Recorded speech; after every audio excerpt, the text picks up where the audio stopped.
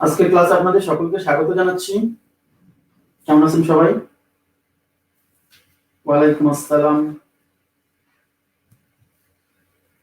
জি আলহামদুলিল্লাহ আমি ভালো আছি।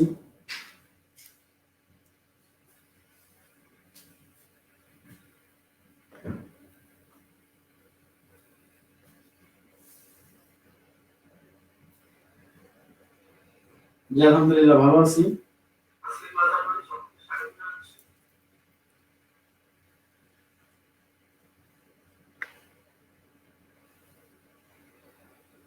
আমরা শুরু করব, তার আগে আপনাদের একটু বলে নিই। আপনারা সবাই জানেন যে জিওমেট্রি এবং পরিমিতি ক্লাস শেষ হয়ে যাবে খুব দ্রুতই। আমরা 25 তারিখ থেকে, 25 তারিখ মানে হচ্ছে কালকে দিন পর থেকে আমরা বিন্যাস সমাবেশ শুরু করব। কি যে ফাইনাল আর কি যে ফাইনাল না কিছু জানি না আসলে। 19 তারিখ পরীক্ষা হওয়ার পসিবিলিটি অনেক বেশি। জি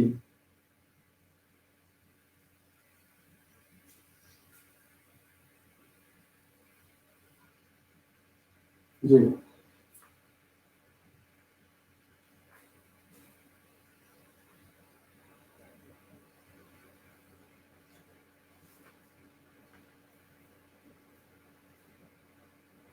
আচ্ছা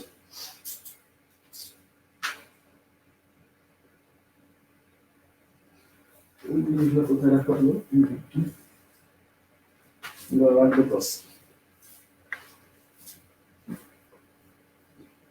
ঠিক আছে, শুরু করছি আর কিছুক্ষণ পরে, 40 সেকেন্ড সময় নেব। আচ্ছা, আর একটা কথা সেটা হচ্ছে যে আমাদের এই কোর্সটা ব্যাংক ম্যাথের কোর্স একসাথে কত কোর্স চালাবো বলেন? একসাথে কত কোর্স চালানো যায়? আস্তে আস্তে সবই দেওয়া হবে। একসাথে সবগুলো দিলে হজবরল হয়ে যাবে, কোনোটাই ভালো হবে না। আপনারা হয়তো বা চাচ্ছেন যে ভালো কিছু এখান থেকে এক্সপেক্ট করছেন, কিন্তু দেখা যাবে যে লাস্টে কোনোটাই ভালো হয়নি, তখন আপনারা নিজেরাই বলবেন যে এত খারাপ হয়ে গেল। আস্তে আস্তে ধীরে ধীরে সবই দেওয়া হবে, একবার তো আসলে সব করানোটা টাফ। আমরা শুরু করবো এখন। আপনাদের সলিড জিওমেট্রি এবং এখান থেকেও পরিমিতি রিলেটেড কিছু অঙ্ক আসে। আমরা দেখছিলাম যে ঘনক এবং আয়তাকার ঘনবস্তু, ঘনক এবং আয়তাকার ঘনবস্তু। তো আজকে আমরা আরো কিছু যেগুলো আছে, গোলক আছে,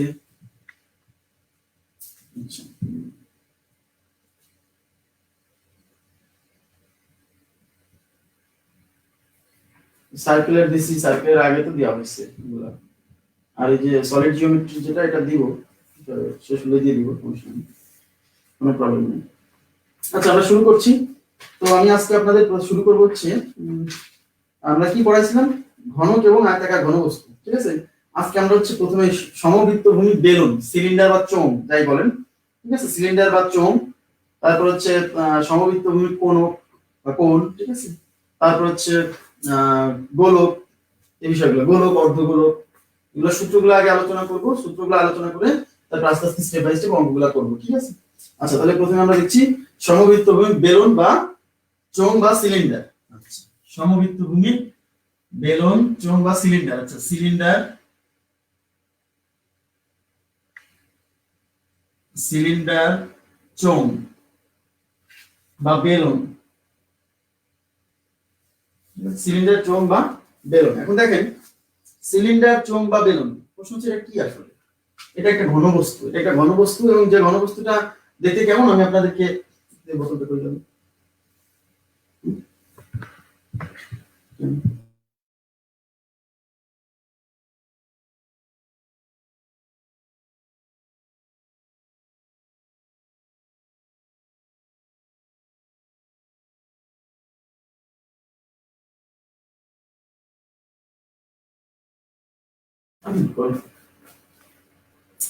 আচ্ছা দেখেন, সিলিন্ডার বা চোঙ মোটামুটি শেপটা এরকম হবে। হ্যাঁ, সামনে একটা বোতল আনছি, সিলিন্ডার বা চোঙ মোটামুটি এই টাইপের হবে। হ্যাঁ, এরকম।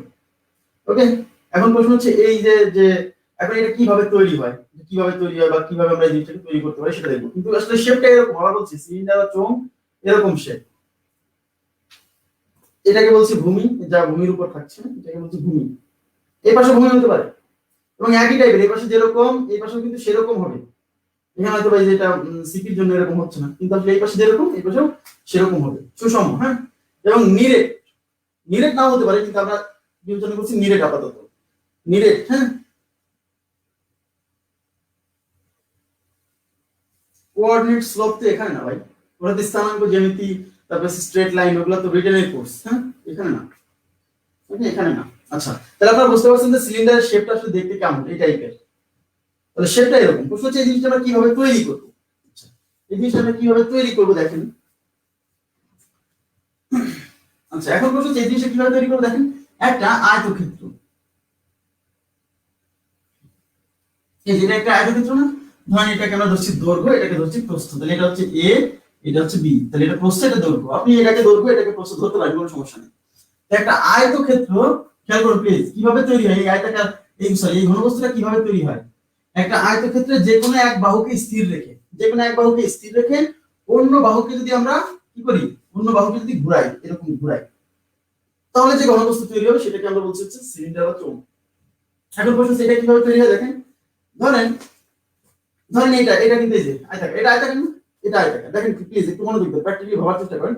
এটা আয়তাকার, এটা ধরেন হচ্ছে দৈর্ঘ্য, এটা হচ্ছে প্রস্থ। তাহলে প্রশ্ন হচ্ছে এই প্রস্থ, এই দৈর্ঘ্যটাকে স্থির রাখবো, এখানেই রাখবো। স্থির রেখে এই যে প্রস্থ না, এটাকে আমরা ঘোরাবো, এটাকে আমরা ঘোরাবো। ঘোরালে একটা ঘনবস্তু তৈরি হবে, একটা ঘনবস্তু। এই যে চারপাশ দিয়ে এরকম সার্কেল করে আসো না, এই যে কল্পিত, মানে দেখা যাচ্ছে না। এটাকে যখন ঘোরাচ্ছি, এটা যখন কি হচ্ছে, এটা এরকম চলে আসছে। কিন্তু এরকম সার্কেল করলে আসলে এখানে কি একটা এরকম রাউন্ড শেপের একটা বস্তু হচ্ছে না, সেটাকে আমরা বলছি সিলিন্ডার বা চোঙ। তার মানে হচ্ছে একটা, হ্যাঁ অবশ্যই করে দিব ভাই, সবই করে দিব, বাদ যাবে নাকি, আমার মনে আছে, টেনশন করেন না, সবই করে দেবো, কেউ বাদ যাবে না। সময় দুদিন বেশি লাগুক বা কম লাগুক, করে দিব। আচ্ছা, তাহলে আমরা কি বুঝলাম, যে কোনো এক বাহুকে স্থির রেখে ওটাকে যদি কি করি, আমরা অন্য একটা বাহুকে ঘুরাই।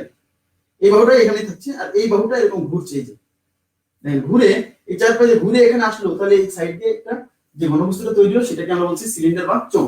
আচ্ছা, এখন প্রশ্ন হচ্ছে এই সিলিন্ডার বা চোঙ এখান থেকে কি কি আশা করি। আপনারা কি বুঝতে পারছেন যে যেকোনো একটা আয়তক্ষেত্রের যেকোনো এক বাহুকে স্থির, এই বাহুকে স্থির রেখে এটাকে আমরা, এই বাহুকে আমরা ঘোরাচ্ছি ভূমির চারদিকে, এরকম ঘোরাচ্ছি। ঘোরালে একটা ঘনবস্তু তৈরি হচ্ছে, দেখা যাচ্ছে না কিন্তু তৈরি হচ্ছে, সেটা হচ্ছে সিলিন্ডার বা চোঙ। আবার যদি মনে করেন না এই বাহুকে স্থির রেখে ঘোরাবো, তাও সমস্যা নেই। আবার যদি মনে করেন যে এই বাহুকে স্থির রেখে ঘোরাবো, তাও হবে। কেমন করে হবে ধরেন, এবার আপনি এই বাহুটাকে স্থির রাখবেন, এটা, তাহলে এটাকে স্থির রেখে এটাকে ঘোরাবেন, তাহলে এরকম ঘোরান, তাহলে মোটা হবে, বেশি মোটা হবে কিন্তু হবে। হ্যাঁ, আচ্ছা, তাহলে এখন এই যে সিলিন্ডার বা চোঙ, এই সিলিন্ডার বা চোঙ থেকে কি আসতে পারে। সিলিন্ডার বা চোঙ থেকে আসতে পারে ভূমির ক্ষেত্রফল। আবার বলছি, সিলিন্ডার বা চোঙের ভূমির ক্ষেত্রফল আসতে পারে। দেখেন আমি নাম্বার বলছি, এক নাম্বার ভূমির ক্ষেত্রফল। এখন সিলিন্ডার বা চোঙ এখানে আঁকলে পারে কেমন হবে দেখেন।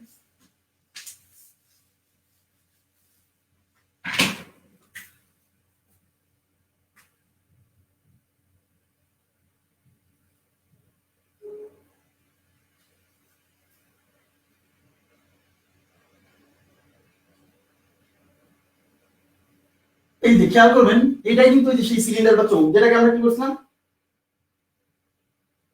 আচ্ছা, যেটাকে ওই যে বলছিলাম না, যে এক বাহুকে স্থির রেখে, এই যে সেই বাহুকে স্থির রেখে এই যে সেই ভূমি, হ্যাঁ, এটাকে চারপাশে দিয়ে ঘুরাইছি, ঘুরানোর ফলে কিন্তু রাউন্ড শেপের বস্তুটা তৈরি হয়েছে, বুঝতে পারছেন।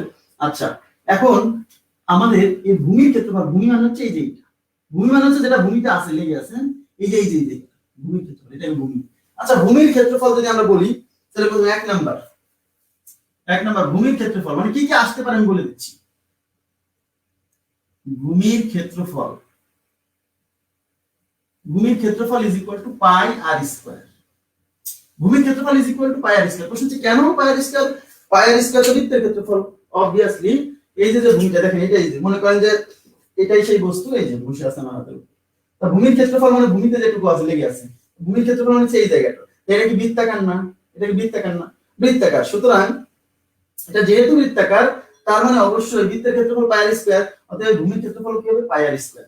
যেখানে যেখানে এই যে আর, এই আর হচ্ছে ভূমির ব্যাসার্ধ, এই যে ভূমি না, এই ভূমির ব্যাসার্ধ হচ্ছে ওই যে আয়তক্ষেত্রটাকে ঘোরাচ্ছিলাম না, যে বাহুকে ঘোরাচ্ছিলাম সেই বাহুর দৈর্ঘ্য। আর কথা কি বুঝতে পারছেন? তার মানে এই ভূমির ব্যাসার্ধ এটা 4, এই যে ভূমির ব্যাসার্ধ এটা, এটাও কিন্তু ভূমির ব্যাসার্ধ আর, কারণ এই ব্যাসার্ধ কতটুকু, এই ব্যাসার্ধ ঠিক তো। আচ্ছা, আর এই যে বাহুটা স্থির ছিল আয়তক্ষেত্রের দৈর্ঘ্য নাকি, এটাকে বলা হচ্ছে উচ্চতা। এই সিলিন্ডারের উচ্চতা বলে এটাকে বলে সিলিন্ডারের উচ্চতা। বুঝা গেছে সেটা? জি। আচ্ছা, তাহলে ভূমির ক্ষেত্রফল আমরা পেয়ে গেলাম। তাহলে ভূমিটা কত? সার্কুলার। যেহেতু বৃত্তাকার তাহলে বৃত্তের ক্ষেত্রফল যা এর ভূমির ক্ষেত্রফল তাই। আচ্ছা 2 নম্বরে আমাদের লাগবে হচ্ছে বৃত্তাকার তলের ক্ষেত্রফল। 2 নম্বর লাগবে বৃত্তাকার তলের ক্ষেত্রফল।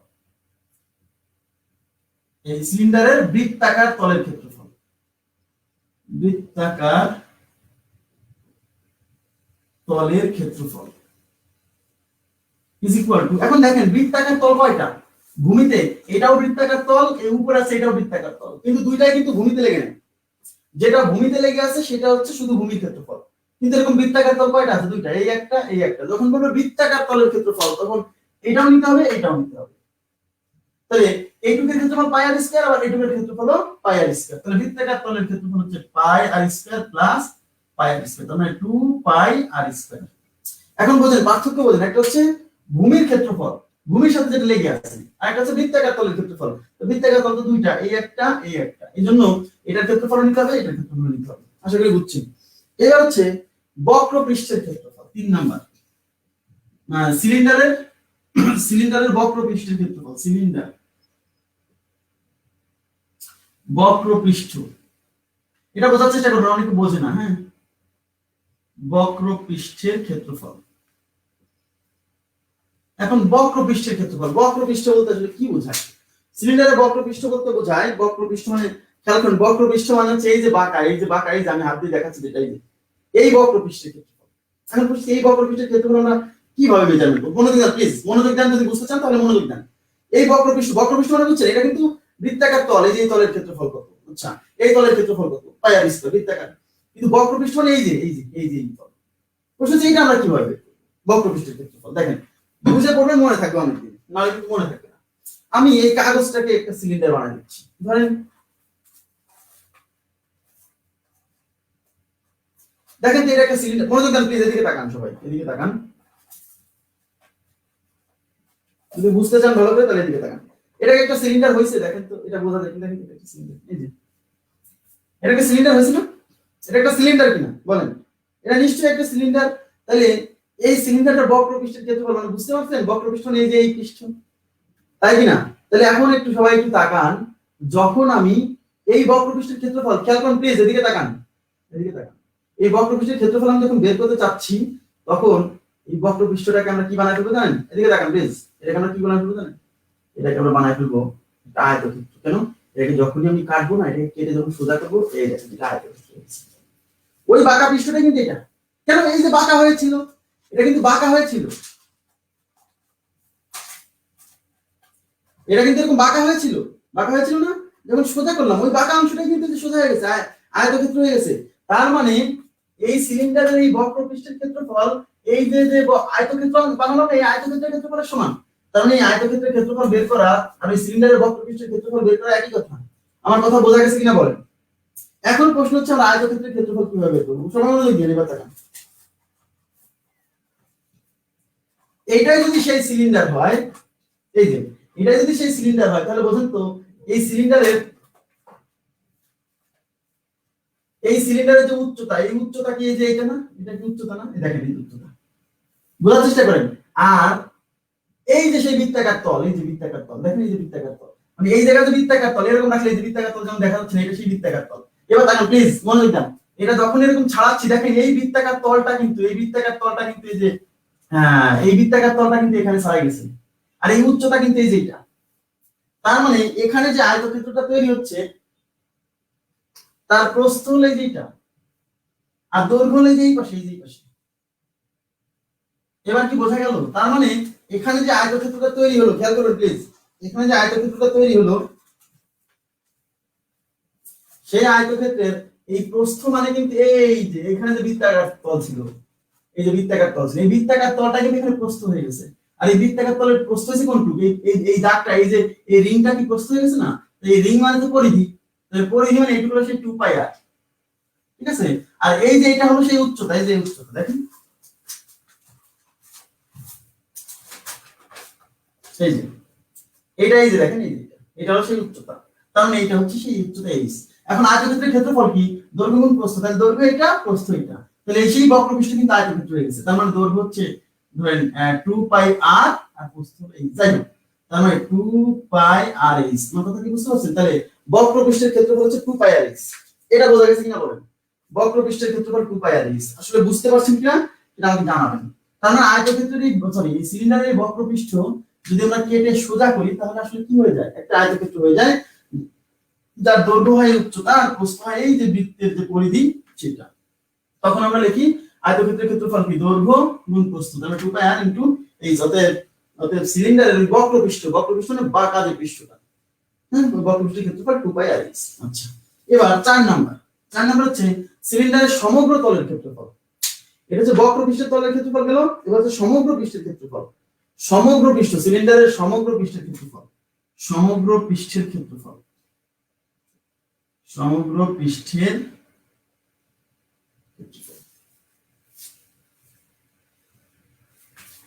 সমগ্র পৃষ্ঠের ক্ষেত্রফল। সমগ্র পৃষ্ঠের ক্ষেত্রফল মানে বোঝার চেষ্টা করেন, সমগ্র পৃষ্ঠের ক্ষেত্রফল মানে এই বাঁকা পৃষ্ঠ সব, আবার এই যে এই পৃষ্ঠ, আবার এই যে নিচের পৃষ্ঠ সব, সমগ্র পৃষ্ঠের ক্ষেত্রফল সব। তাহলে এই বাঁকা পৃষ্ঠ এখানে কয়টা? দুইটা, এই একটা এই একটা। তাহলে পাই আর স্কয়ার তাহলে কি যোগ পাই আর স্কয়ার প্লাস পাই আর স্কয়ার, তাহলে পাই আর স্কয়ার প্লাস পাই আর স্কয়ার। আর এই বক্রপৃষ্ঠের ক্ষেত্রফল কত? 2 পাই আর এক্স। তাহলে নিচে যোগ হবে 2 পাই আর এক্স। সমগ্র পৃষ্ঠ মানে যত পৃষ্ঠ আছে সব পৃষ্ঠের ক্ষেত্রফল। তাহলে এখানে কি এটা দুইটা যোগ করে 2 পাই আর স্কয়ার প্লাস 2 পাই আর এক্স। এবার কি কমন আছে দেখেন, 2 পাই আর কমন আছে, তাহলে 2 পাই আর কমন নিলে তাহলে 2 পাই আর কমন নিলে এখানে থাকছে আর এখানে থাকছে এইচ। দেখুন এইভাবে লেখা আছে সমগ্র পৃষ্ঠের ক্ষেত্রফল 2 পাই আর ইনটু আর প্লাস এইচ। ঠিক আছে, 2 পাই আর ইনটু আর প্লাস এইচ। তাহলে মাথায় রাখবেন এই হলো সূত্র ক্ষেত্রফল রিলেটেড, সিলিন্ডার বা চোঙের ক্ষেত্রফল রিলেটেড। তাহলে ভূমির ক্ষেত্রফল পাই আর স্কয়ার, বৃত্তাকার তলের ক্ষেত্রফল, বৃত্তাকার তল দুইটা, তাহলে এটা পাই আর স্কয়ার, এটা পাই আর স্কয়ার, 2 পাই আর স্কয়ার। বক্রপৃষ্ঠের ক্ষেত্রফল এই সিলিন্ডারটাকে কেটে এই বক্রপৃষ্ঠ সোজা করলে একটা আয়তক্ষেত্র হয়ে যায়। ঠিক আছে, যার পরিধি এই পরিধি হয়ে যায় প্রস্থের সমান আর এই উচ্চতা হয়ে যায় দৈর্ঘ্যের সমান। তখন 2 পাই আর এক্স সমগ্র পৃষ্ঠের ক্ষেত্রফল মানে দুই বৃত্তাকার তল আর বক্রতল মোট যোগ করে দিলে যা হবে তাই। ক্লিয়ার? আচ্ছা, আশা করি বুঝতে পারছেন। এবার আমরা আয়তন, এই সিলিন্ডারের আয়তন, সিলিন্ডার বা চোঙের আয়তন,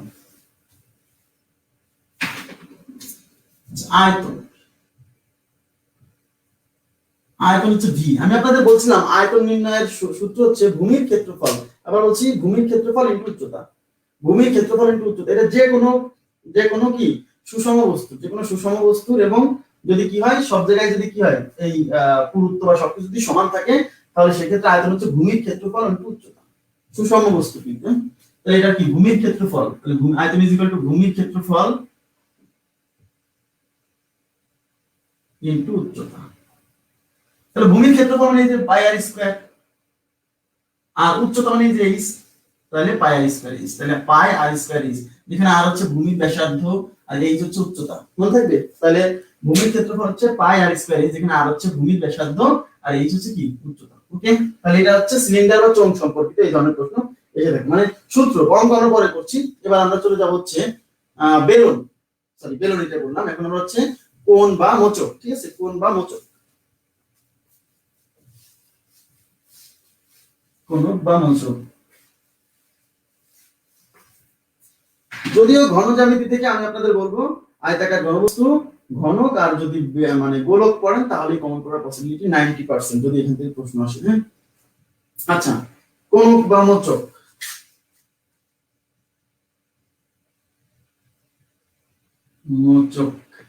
কোণক বা মোচক। প্রশ্ন হচ্ছে কোণক বা মোচক আসলে কি বা কিভাবে তৈরি হবে। আচ্ছা দেখেন, তো কোণক বা মোচক হচ্ছে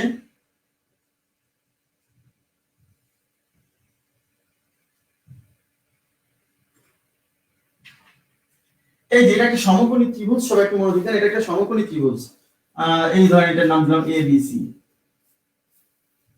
বেলুন বা সিলিন্ডারের ক্ষেত্রে আমরা কি করছিলাম, বেলুন বা সিলিন্ডারের ক্ষেত্রে যেটা করছিলাম সেটা হচ্ছে একটা আয়তক্ষেত্রের যে কোনো এক বাহুকে স্থির রেখে আর এক বাহুকে কি করছিলাম ঘুরাইছিলাম, তাহলে একটা সলিড বস্তু তৈরি ছিল, সেটা হচ্ছে সিলিন্ডার বা বেলুন বা চোঙ। আর এই ক্ষেত্রে হচ্ছে যে কোনো একটা সমকোণী ত্রিভুজের যে কোনো এক বাহুকে স্থির রেখে অন্য বাহুকে ঘোরাতে হবে। তাহলে সমকোণী ত্রিভুজের এই বাহুকে স্থির রেখে এই বাহুকে ঘোরান, যেমন আমি একটা এখানে নিয়ে আসছি, করেন এটা একটা সমকোণী ত্রিভুজ। হ্যাঁ, এটা একটা সমকোণী, দেখেন একটা সমকোণী ত্রিভুজ, যদিও আমারটা বড় হয়ে গেছে। এই সমকোণী ত্রিভুজের যে কোনো এক বাহুকে স্থির রেখে, ধরেন এই বাহুটাকে স্থির রাখলাম, এটাকে স্থির রেখে যদি আমি এটাকে এরকম ঘুরাই, দেখেন কি যে এটাকে স্থির রেখে এরকম ঘুরালাম, তাহলে কিন্তু একটা সলিড বস্তু তৈরি হচ্ছে, আমরা কিন্তু দেখতে পাচ্ছি না, ঠিক আছে, কিন্তু এটাকে ঘোরালে পরে একটা এই চারপাশে একটা সলিড বস্তু তৈরি হচ্ছে, সেটা হচ্ছে কি কোণক বা মোচক, ঠিক আছে। আচ্ছা, তাহলে সেই কোণক বা মোচক তৈরি হলে পরে কেমন দেখাবো, দেখেন সেটা হবে এরকম।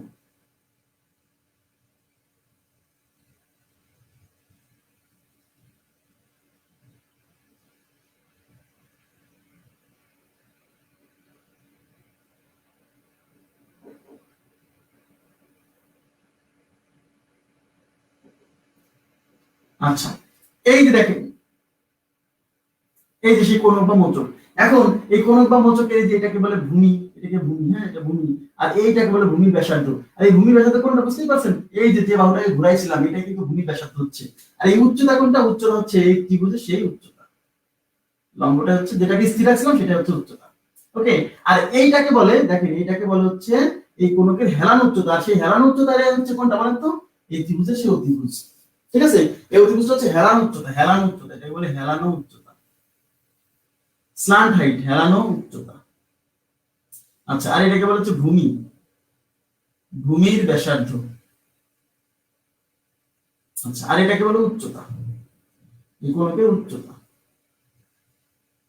আচ্ছা, এখন প্রশ্ন হলো যে এই যে কোণকটা আমরা তৈরি করলাম, এই কোণ সবাই মনোযোগ দিয়ে, এখন খুব গুরুত্বপূর্ণ একটা পয়েন্ট আমরা পড়বো, যে এখান থেকে কি আসতে পারে, তার আগে আমার জানা দরকার যে কোণকটা আসলে কিসের অংশ। এই কোণকটা, হ্যাঁ কোণকটা মোচকটা কোত্থেকে আসলো, হ্যাঁ এই কোণকটা বা মোচকটা কি জানেন তো, এটা আসলে কিভাবে তৈরি হয়, সবাই মনোযোগ দিন। এটা তৈরি হচ্ছে, ধরেন এই যে একটা বৃত্ত না,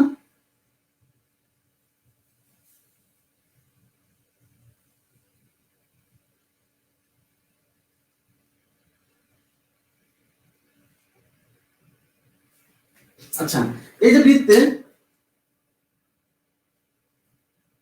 হ্যাঁ হ্যাঁ ওই যেমন মনে আছে বর্গ আয়তক্ষেত্র সামান্তরিকের ম্যাথ করাইছি অল্প কিছু, পরিমিতি রিলেটেড অঙ্কগুলো করানো হয়নি, আমি মনে আছে, করাবো ভাই, আমার মনে আছে, করাবো, এটা করাবো, ভাবছি মনে আছে, টেনশন করবেন না।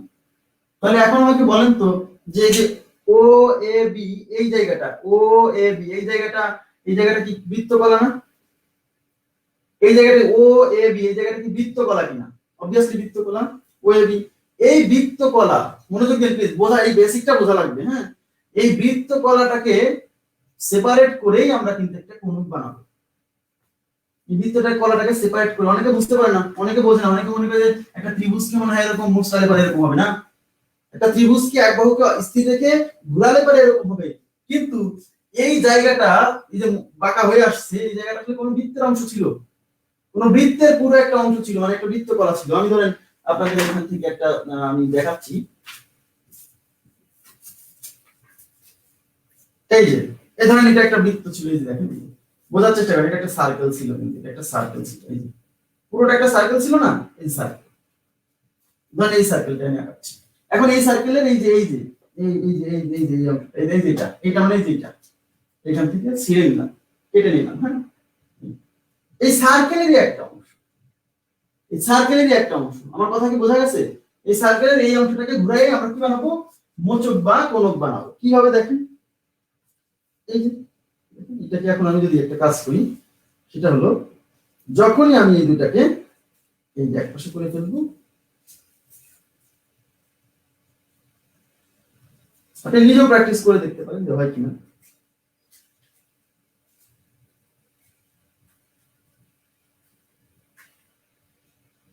এই যে দেখেন,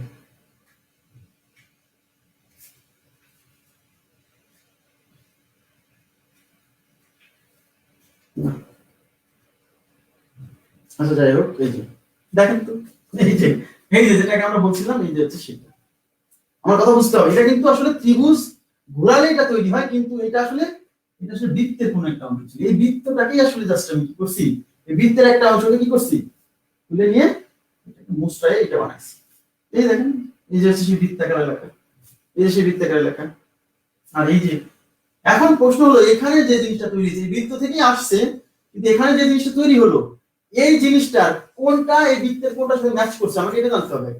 ধরেন আমি আপনাকে একটা জিনিসটা এখানে আমি আরো ক্লিয়ার করে দিচ্ছি, না আমি একটু এই বৃত্তটা বড় বৃত্তটাই আঁকাচ্ছি, সবাই একটু মনোযোগ দেন।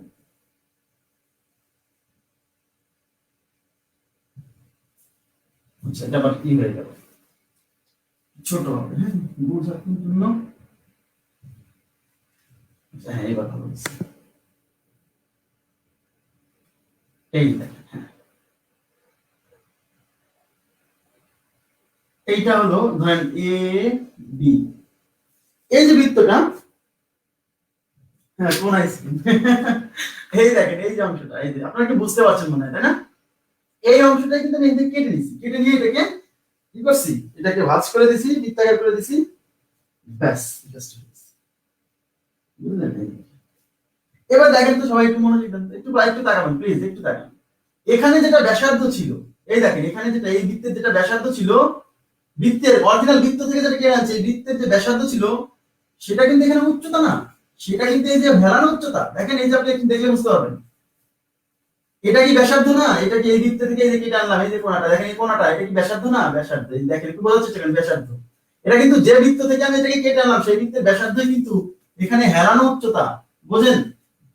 এখানে হেলানো উচ্চতা, ক্লিয়ার আছে বিষয়টা? তার মানে এখানে হেলানো উচ্চতা হচ্ছে এই জিনিসটা যে বৃত্ত থেকে কেটে নিয়ে আসছি সেই বৃত্তের ব্যাসার্ধ। কনসেপ্ট বুঝতে হবে। তার মানে এখানে এই হেলানো উচ্চতা, এই হেলানো উচ্চতা, এই যে এই হেলানো উচ্চতা হচ্ছে এটা যে বৃত্ত থেকে কেটে আনছে সেই বৃত্তের ব্যাসার্ধ। তার মানে এই বৃত্তের ব্যাসার্ধ যদি বড় হাতের আর হয়, তো বড় হাতের আর না দিয়ে আমি ছোট হাতের আর দিচ্ছি। এই বৃত্তের ব্যাসার্ধ যদি ছোট হাতের আর হয়, আর ছোট হাতের আর আবার এখানে ইউজ করছি, এটা তো একটা ঝামেলা পেকে যাচ্ছে, এটাকে বড় হাতের আর দিচ্ছি। বোঝার চেষ্টা করেন। আচ্ছা তাহলে এখানে এই বৃত্তের ব্যাসার্ধ যদি আর হয় তাহলে এর হেলানো উচ্চতা হচ্ছে আর, কিন্তু হেলানো উচ্চতাকে আসলে আর দ্বারা প্রকাশ করে না, হেলানো উচ্চতাকে এল দ্বারা প্রকাশ করে, এল। এই জন্য আমরা এই বৃত্তের ব্যাসার্ধটাকে আর আর দিব না, এটাকে দিব এল।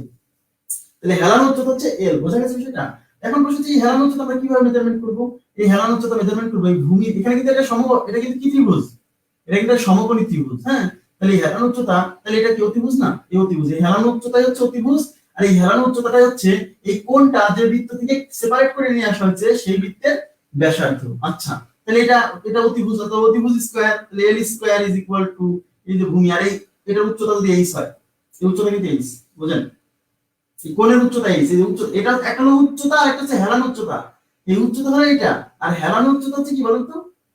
হেলানো উচ্চতা হচ্ছে, মনে রাখবেন, হেলানো উচ্চতা হচ্ছে এই কোণের, সরি এই বৃত্তের ব্যাসার্ধ, আবার এই কোণের হচ্ছে হেলানো উচ্চতা। আচ্ছা তাহলে L square is equal to R square plus H square, আর এই এইচটা হচ্ছে এই কোণের ব্যাসার্ধ। অনেকে বলে কেন ভাই এটাও তো এই ব্যাসার্ধ না, এটা কিন্তু ব্যাসার্ধ না, এইচটা কিন্তু ব্যাসার্ধ না। এইচটা হলো, মনে রাখবেন, এইচটা কোনটা জানেন? এইচটা হলো এই এই মাথা থেকে, এই মাথা থেকে এই যে মাথা থেকে সোজাসুজি, বুঝতে পারছেন, এই সোজাসুজি যেটা আসবে এটা কিন্তু হেলানো উচ্চতার সমান হবে না। এই মাথা থেকে এই সোজাসুজি যেটা এই মাঝখানে মাঝখানে এসে পড়ছে, তাহলে এইচ স্কয়ার দেওয়া থাকবে, হ্যাঁ না দেওয়া থাকবে বের করা যাবে। L equal to root over of R square plus H square. তাহলে হেলানো উচ্চতা নির্ণয় সূত্র root over of R square plus H square, যেখানে আর হচ্ছে ভূমি ব্যাসার্ধ, আর হচ্ছে ভূমি ব্যাসার্ধ, আর এইচ হচ্ছে কি কোণকের উচ্চতা। তাহলে আমরা একটা জিনিস বুঝলাম যে একটা কোণক বা মোচক আসলে কি একটা বৃত্তের অংশ, একটা বৃত্তের একটা অংশ, যে বৃত্তের অংশটা আমরা কি করছি সেপারেট করে নিয়ে এসে মুছাইছি, মুছর দিয়ে এটা বানাই দিচ্ছি, ব্যাস।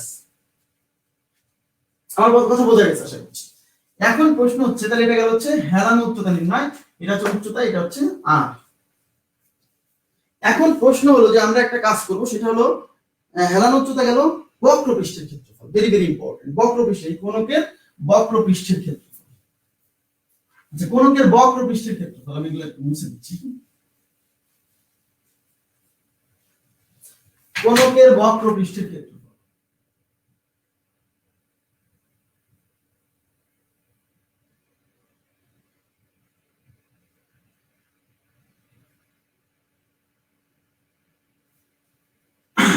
কোণকের বক্রপৃষ্ঠের ক্ষেত্রফল মানে মানে কি জানেন? কোণকের, আচ্ছা এখানে আমি একটা কোণক আঁকাই দিচ্ছি,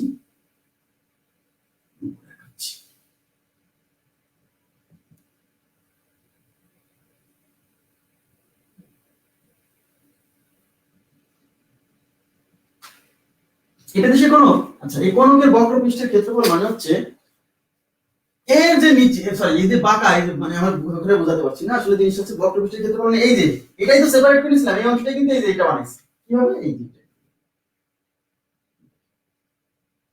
বক্রপৃষ্ঠের ক্ষেত্রফল মানে হচ্ছে এই যে এই দেখা যাচ্ছে দেখেন এই যে সোজা কথা বাঁকা বাঁকা এই যে বাঁকা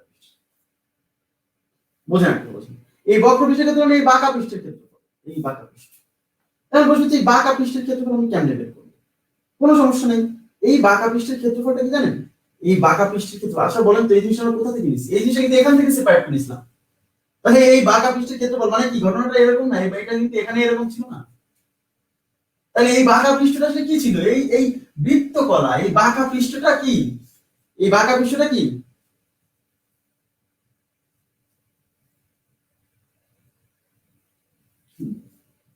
উচ্চতা তো বৃত্তের না না উচ্চতা বৃত্তের ব্যাসার্ধের সমান না কখনোই না আগে বোঝেন ব্যাসার্ধ হলো এইটা এই যে এই সাইডটা হলো ব্যাসার্ধ আর উচ্চতা হলো ভাইয়া যে প্রশ্ন করেছেন উনি কিন্তু বুঝতে পারেননি তাহলে উচ্চতা মানে হলো ভাই এই প্রান্ত থেকে এই যে ফাঁকা জায়গা এর মাঝখানেরটা এটা কি এই যে মাঝখানে যে ওই এই কোণা থেকে এই মাঝখান পর্যন্ত আসবো তাহলে এটা ব্যাসার্ধ কেমনে হয় এই কোণা থেকে যদি আমি এই বরাবর আসতাম এর উপর দিয়ে আসতাম তাহলে ব্যাসার্ধের সমান হতো কিন্তু আমি তো এই প্রান্ত থেকে তো আমি এই এই এটা এটা এই কাগজ বরাবর নেমে আসি আমি একদম মাঝখানে ফাঁকা দিয়ে নেমে আসি তাহলে কি ব্যাসার্ধের সমান হয় কম হয় ছোট হয় আমার কথা কি বুঝছেন আপনি শাকিল ভাইয়া বোঝার চেষ্টা করেন এই কোণা থেকে যদি আমি কাগজ বরাবর নেমে আসি সেটা ব্যাসার্ধ আমি তো নেমে আসতেছি সোজা এই ফাঁকা জায়গা দিয়ে নেমে আসছি ওই কোণা থেকে ফাঁকা জায়গা দিয়ে নেমে আসছি তাহলে কি করে সমান হয় বুঝছেন কি বিষয়টা আচ্ছা তাহলে প্রশ্ন হলো এর এই বাঁকা পৃষ্ঠের ক্ষেত্রফল কিভাবে বেরোবে এই বাঁকা পৃষ্ঠটাই কি বলেন তো এই বাঁকা পৃষ্ঠটাই কিন্তু এই বৃত্তকলা তার মানে এই বৃত্তকলার যে ক্ষেত্রফল এর বক্রপৃষ্ঠের ক্ষেত্রফল তাই তার মানে কোণকের বক্রপৃষ্ঠের ক্ষেত্রফল মানে হচ্ছে যে বৃত্তের অংশ থেকে কেটে নিচ্ছে ওই বৃত্তকলার ক্ষেত্রফল বোঝা গেছে কিনা বলেন শাকিল ভাইয়া কি বুঝছেন তার মানে আমরা কোণকের বক্রপৃষ্ঠের ক্ষেত্রফল মানে এই বৃত্তকলার ক্ষেত্রফল কেন ওই বৃত্তকলার অংশটা কি হয়েছে বাঁকা হয়ে কি হয়েছে কোণ হয়েছে ক্লিয়ার বিষয়টা আচ্ছা তাহলে কোণকের বক্রপৃষ্ঠের ক্ষেত্রফল ইজ ইকুয়াল টু বৃত্তকলার ক্ষেত্রফল শাকিল ভাইয়া কিছু বললেন না আপনি বুঝতে পারছেন কি না বুঝলে বলবেন বৃত্তকলার ক্ষেত্রফল আচ্ছা তাহলে কোণকের বক্রপৃষ্ঠের ক্ষেত্রফল ইজ ইকুয়াল টু বৃত্তকলার ক্ষেত্রফল এখন বৃত্তকলার ক্ষেত্রফল এই বৃত্তকলাটা আমরা ধরে নিচ্ছি এখানে কোণ উৎপন্ন হচ্ছে থিটা এখানে কোণ উৎপন্ন হচ্ছে থিটা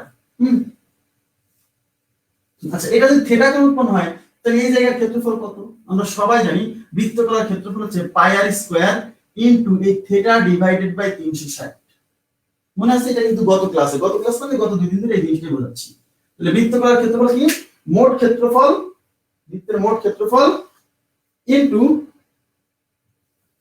লেখা ক্লিয়ার দেখা যায় না না ক্লিয়ার তো কোণকের বক্রপৃষ্ঠের ক্ষেত্রফল বাঁকা পৃষ্ঠের ক্ষেত্রফল বলেই তো দিচ্ছি তাহলে pi R square into theta divided by 360 এই জায়গার ক্ষেত্রফল কিন্তু কথা হলো যে এই আর হলো বৃত্তের ব্যাসার্ধ কিন্তু ভাইয়া এখানে কি আরটা কি এই বৃত্তের ব্যাসার্ধ কি আর না এল এল তাহলে আমাদের কি করতে হবে এই আর এর জায়গায় দিতে হবে এই এল কেন এখানে আমি ব্যাসার্ধ আর ধরি না ধরছি এল তার মানে pi L square into theta divided by 360 এটা হলো কোন বৃত্তকলার ক্ষেত্রফল এই ও এ বি এই বৃত্তকলার ক্ষেত্রফল এটাই হলো এর কি বক্রপৃষ্ঠের ক্ষেত্রফল কিন্তু অপশনে এইভাবে থাকবে না বা পরীক্ষার সূত্রে এইভাবে থাকবে না আমাকে কি করতে হবে একটু চেঞ্জ করতে হবে এখন দেখা যায় কিভাবে চেঞ্জ করি আচ্ছা ঠিক দেখেন সেটা হলো এই যে থিটা এই থিটা কিন্তু এটা এখন আমাকে আপনারা একটু বলবেন যে এই যে এবি চাপ এই যে এবি চাপ এই যে এবি চাপ এই এবি চাপের দৈর্ঘ্য কত এবি চাপের দৈর্ঘ্য বলবেন তো আপনারা এবি চাপের দৈর্ঘ্য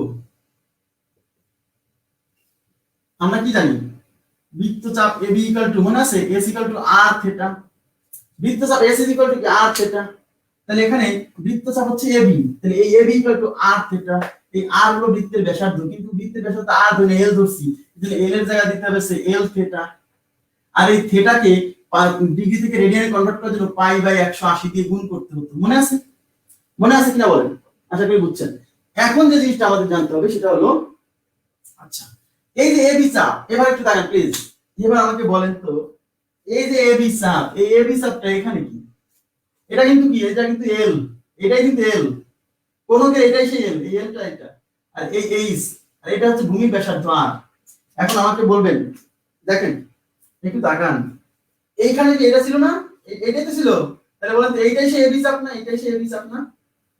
তার মানে কি বলেন তো, এই এবি চাপ, এই এবি চাপ যেটা এই বৃত্তকলার এই যে এই অংশটা কিন্তু তাই, মানে আমি যেটা বোঝাতে চাচ্ছি এই অংশটাই কিন্তু সেই এবি চাপ, এই যে এই অংশটা, এই যে এটাকে যখন আমি মুছলাম, এরকম যখন ঘুচালাম, এরকম যখন ভাঁজ করলাম, দেখেন তো বোঝেন কিনা, ভাঁজ করার পরে আমার যেটা তৈরি হলো এইটাই সেই এবি না?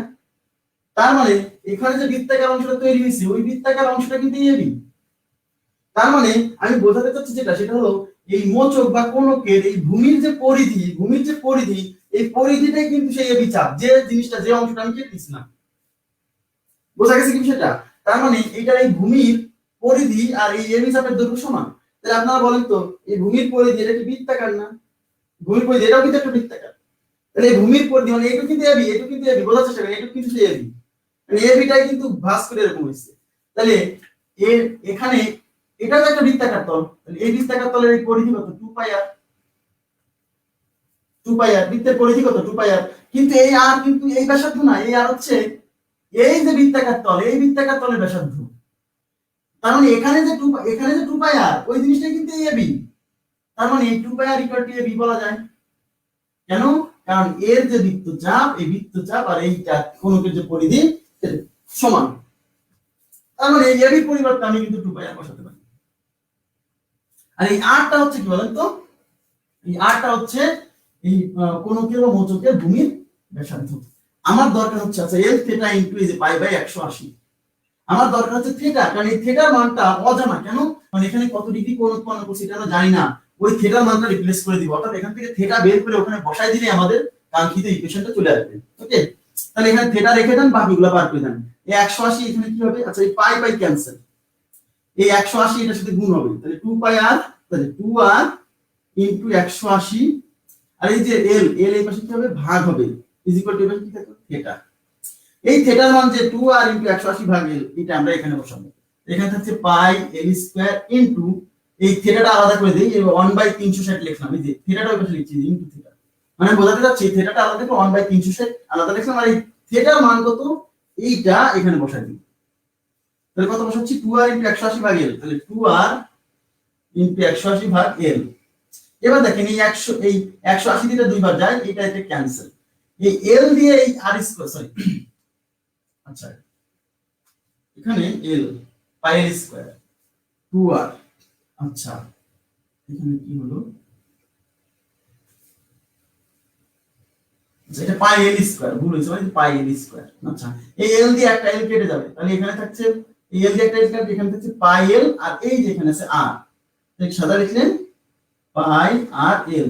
এটাই হলো বৃত্তকলার বক্রপৃষ্ঠের ক্ষেত্রফল। আবার বলছি বৃত্তকলার বক্রপৃষ্ঠের ক্ষেত্রফল, কোনকে কি বক্রপৃষ্ঠের ক্ষেত্রফল, আপনারা কি বুঝতে পারছেন? বক্রপৃষ্ঠ, আবার বলছি বক্রপৃষ্ঠের ক্ষেত্রফল হচ্ছে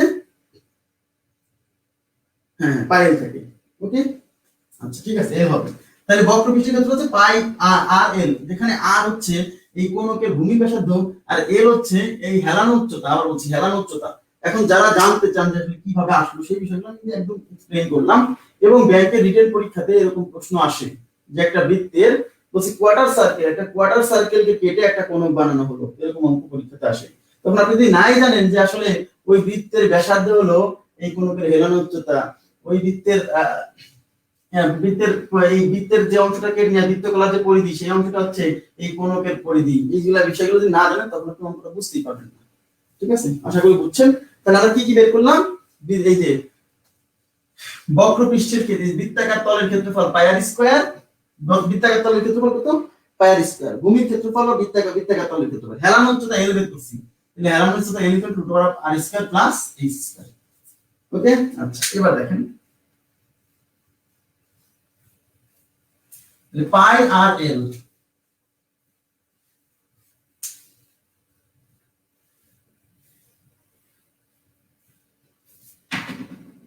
তাহলে আমরা নাম্বার 1 হেলানো উচ্চতা h equal to sorry l equal to root over কি বলেন তো r square plus H square. 2 নম্বর বক্রপৃষ্ঠের ক্ষেত্রফল কি বের করলাম? বক্রপৃষ্ঠের ক্ষেত্রফল আমি এরিয়া দিলাম, তার নাম পাই আর এল। ওকে, আচ্ছা এখন আমরা বের করব ভূমির ক্ষেত্রফল। ভূমির ক্ষেত্রফল, আচ্ছা ভূমির ক্ষেত্রফল কত? ভূমির ক্ষেত্রফল হচ্ছে পাই আর স্কয়ার। ভূমির ক্ষেত্রফল is equal to pi R square. কেন ভূমির ক্ষেত্রফল পাই আর স্কয়ার? কারণ আপনি জানেন যে এই ভূমিটা কেমন হচ্ছে, এই যে ভূমিটা একটা বৃত্তাকার তল, যেখানে এটা হচ্ছে কোনকের ব্যাসার্ধ, তাহলে এটার ক্ষেত্রফল বৃত্তাকার তলের ক্ষেত্রফল হলো পাই আর স্কয়ার, তাহলে ভূমির ক্ষেত্রফল পাই আর স্কয়ার। 4 নাম্বার আসছে সমগ্র তলের ক্ষেত্রফল বা সমগ্র তলের ক্ষেত্রফল, সমগ্র তলের ক্ষেত্রফল। সমগ্র তলের ক্ষেত্রফল মানে বুঝতেই পারছেন, বুঝতে কি কঠিন লাগছে ভাইয়া? কোথায় কঠিন লাগছে একটু বললে, মেনশন করলে বলে দিয়ে দিত। আচ্ছা দেখেন, এটা হচ্ছে এল হচ্ছে এই যে এটা স্ল্যান্ট হাইট, আর হচ্ছে এই ভূমির ব্যাসার্ধ, আর এইচ যেটা এইচ হলো এইটা, ঠিক আছে? আচ্ছা এখন এই সমগ্র তলের ক্ষেত্রফল মানে এই বৃত্তাকার তলের ক্ষেত্রফল পাই আর স্কয়ার, আর এই বক্র পৃষ্ঠের ক্ষেত্রফল কত বেরিয়েছিল? পাই আর এল। তার মানে এইটা আর এটা যোগ করলে সমগ্র তল। সমগ্র তল মানে যত তল আছে, তাহলে পাই আর স্কয়ার প্লাস পাই আর এল। কিন্তু পাই আর কমন নিলে কি থাকছে? আর প্লাস এল থাকছে, তাহলে পাই আর ইনটু আর প্লাস এল। আচ্ছা এটা হচ্ছে সমগ্র তলের ক্ষেত্রফল। এখন হচ্ছে আয়তন।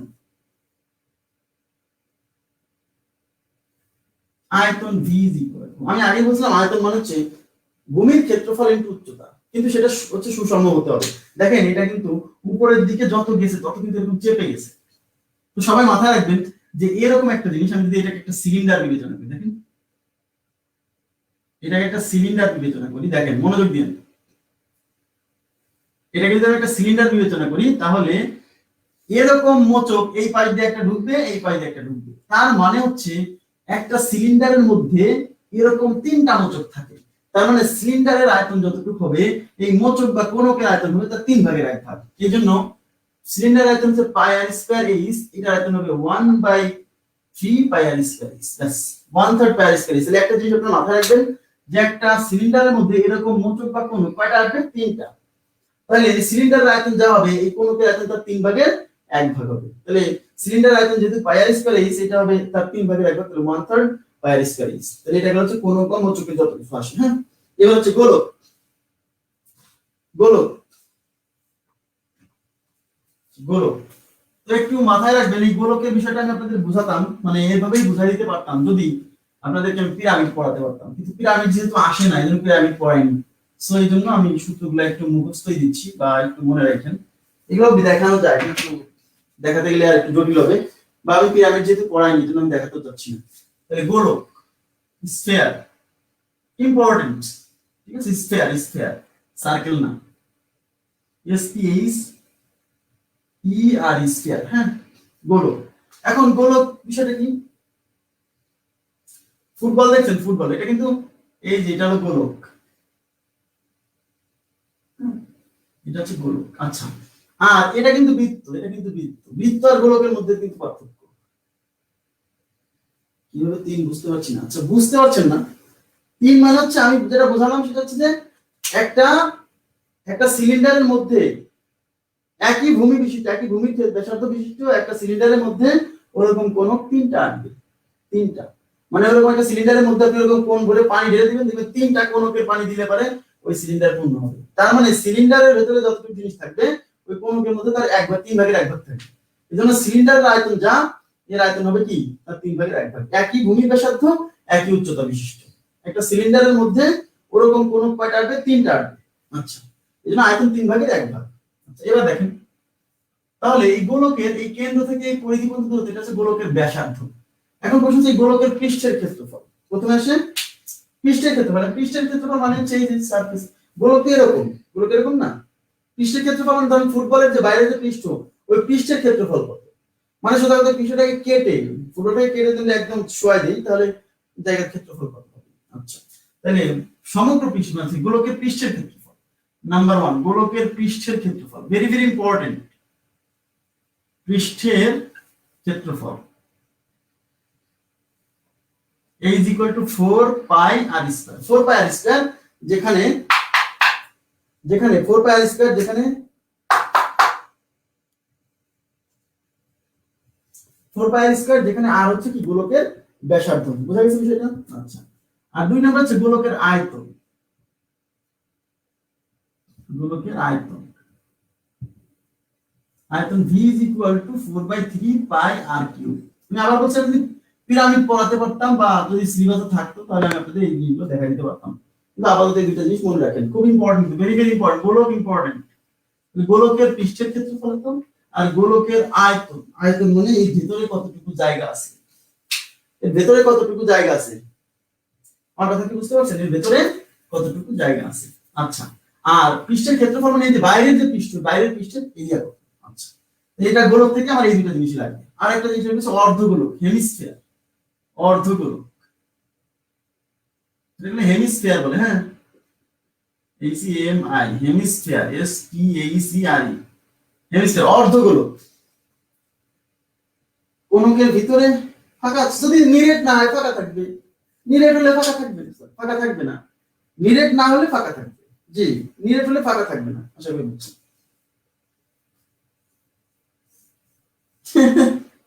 পিরামিড পরে কি করবেন, পিরামিড তো আসে না, পিরামিড করবেন কেন, পিরামিড তো আসে না পরীক্ষায়, পিরামিড কেন করবেন, যদি আসতো পরীক্ষায় পড়াতাম, সমস্যা। আচ্ছা, এখানে হেমিস্ফিয়ার মানে এই গোলকের যা তার অর্ধেক, হেমিস্ফিয়ার মানে যে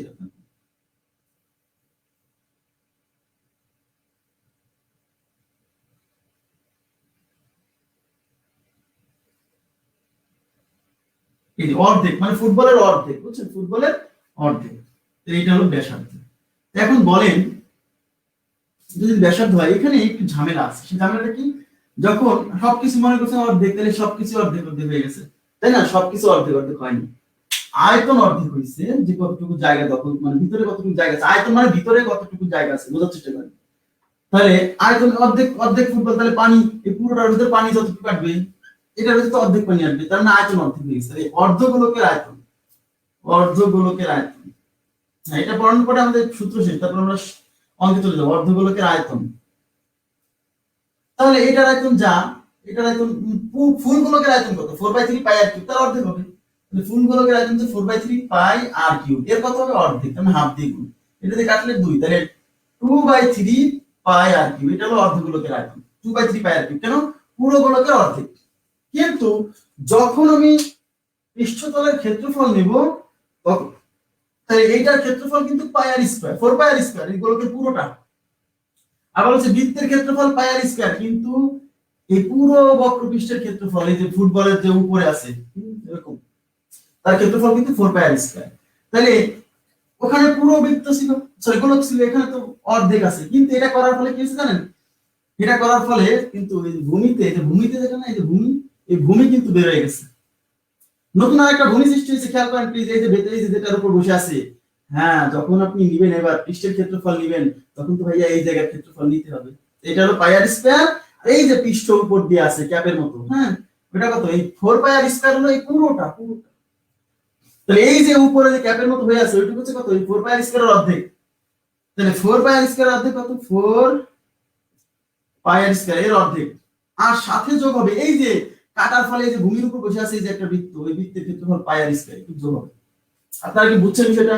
আচ্ছা, তার মানে এটা দিয়ে কাটলে 2, তাহলে 2 পাই আর স্কয়ার প্লাস পাই আর স্কয়ার মানে 3 পাই আর স্কয়ার। তাহলে যদি বলো অর্ধগোলকের মানে গোলকের পৃষ্ঠের ক্ষেত্রফল কত, তাহলে আপনি বলবেন অর্ধগোলকের ক্ষেত্রফল ও পৃষ্ঠের ক্ষেত্রফল, তাহলে 3 পাই আর স্কয়ার। পূর্ণ গোলকের ক্ষেত্রফল কত, পাই আর স্কয়ার। আশা করি বুঝতে পারছেন, বোঝা গেছে এটা 4 পাই আর স্কয়ার। কনসেপ্টটা কি বুঝছেন? অনেকে এখানে কিন্তু বুঝতে পারে না, বলে যে এটা পুরোটা যদি 4 পাই আর স্কয়ার হয়, তাহলে এর অর্ধেক উপরে এটা 2 পাই আর স্কয়ার, ঠিক আছে 2 পাই আর স্কয়ার। কিন্তু যখন আপনি অর্ধেক কাটছেন, তখন কিন্তু ভূমি, যে বৃত্তাকার যে ভূমি তৈরি হয়েছে, এটা তো ওখানে আগে ছিল না। তো এই নতুন নতুন যে ভূমিটা তৈরি হলো, এই পৃষ্ঠের ক্ষেত্রফল নিতে হবে না, এই জন্য এইটা পাই আর স্কয়ার, আর এই যে উপরে যেটা টুপির মতো, এটা 2 পাই আর স্কয়ার, মোট 3 পাই আর স্কয়ার। এই ছিল সূত্র, বুঝতে পারছেন? এই ছিল সূত্র। এখন আমরা অঙ্ক করব।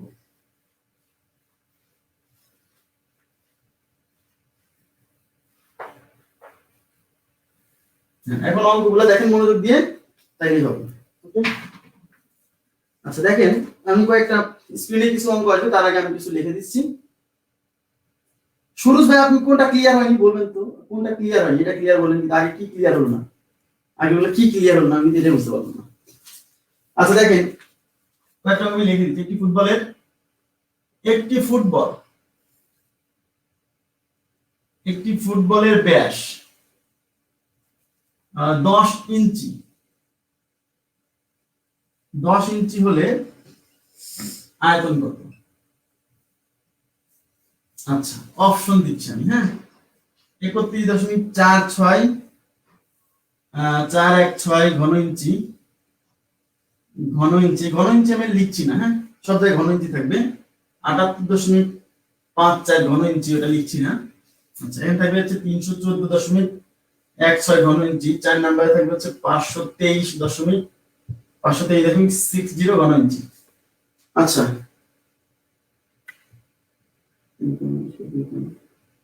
ওই যে নিচে পায়ার স্কেল নিলাম, ওটা যোগ করছি আর ভিডিও দেখবেন পরে।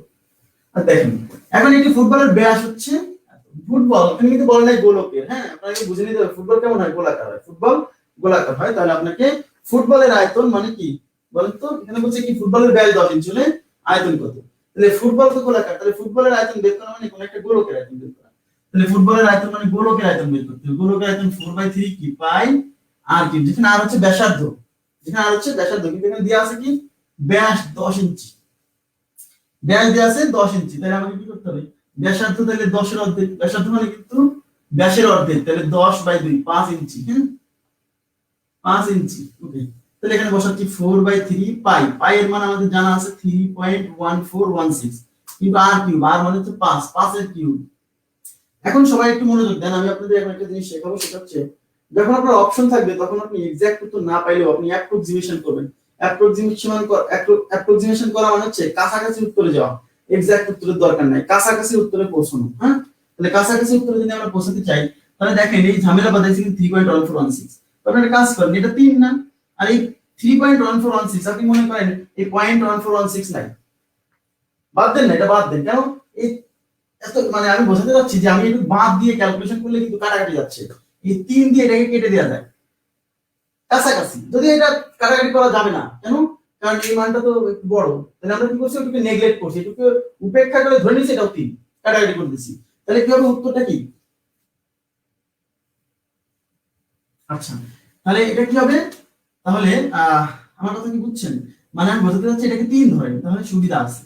তোমরা কাছাকাছি উত্তর দেবে, তাহলে 4 × 5 এর কিউব 125।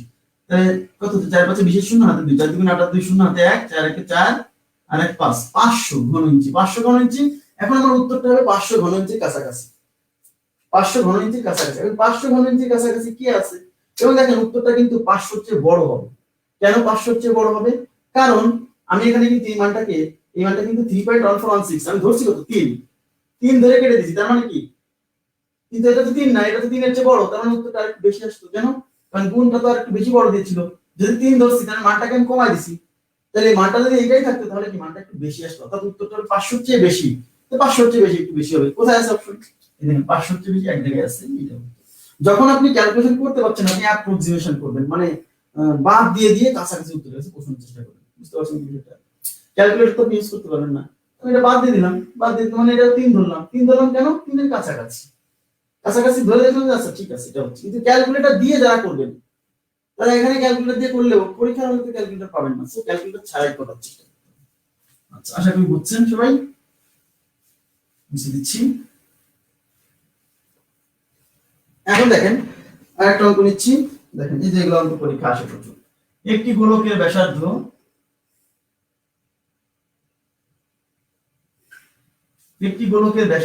দ্বিগুণ করা হলে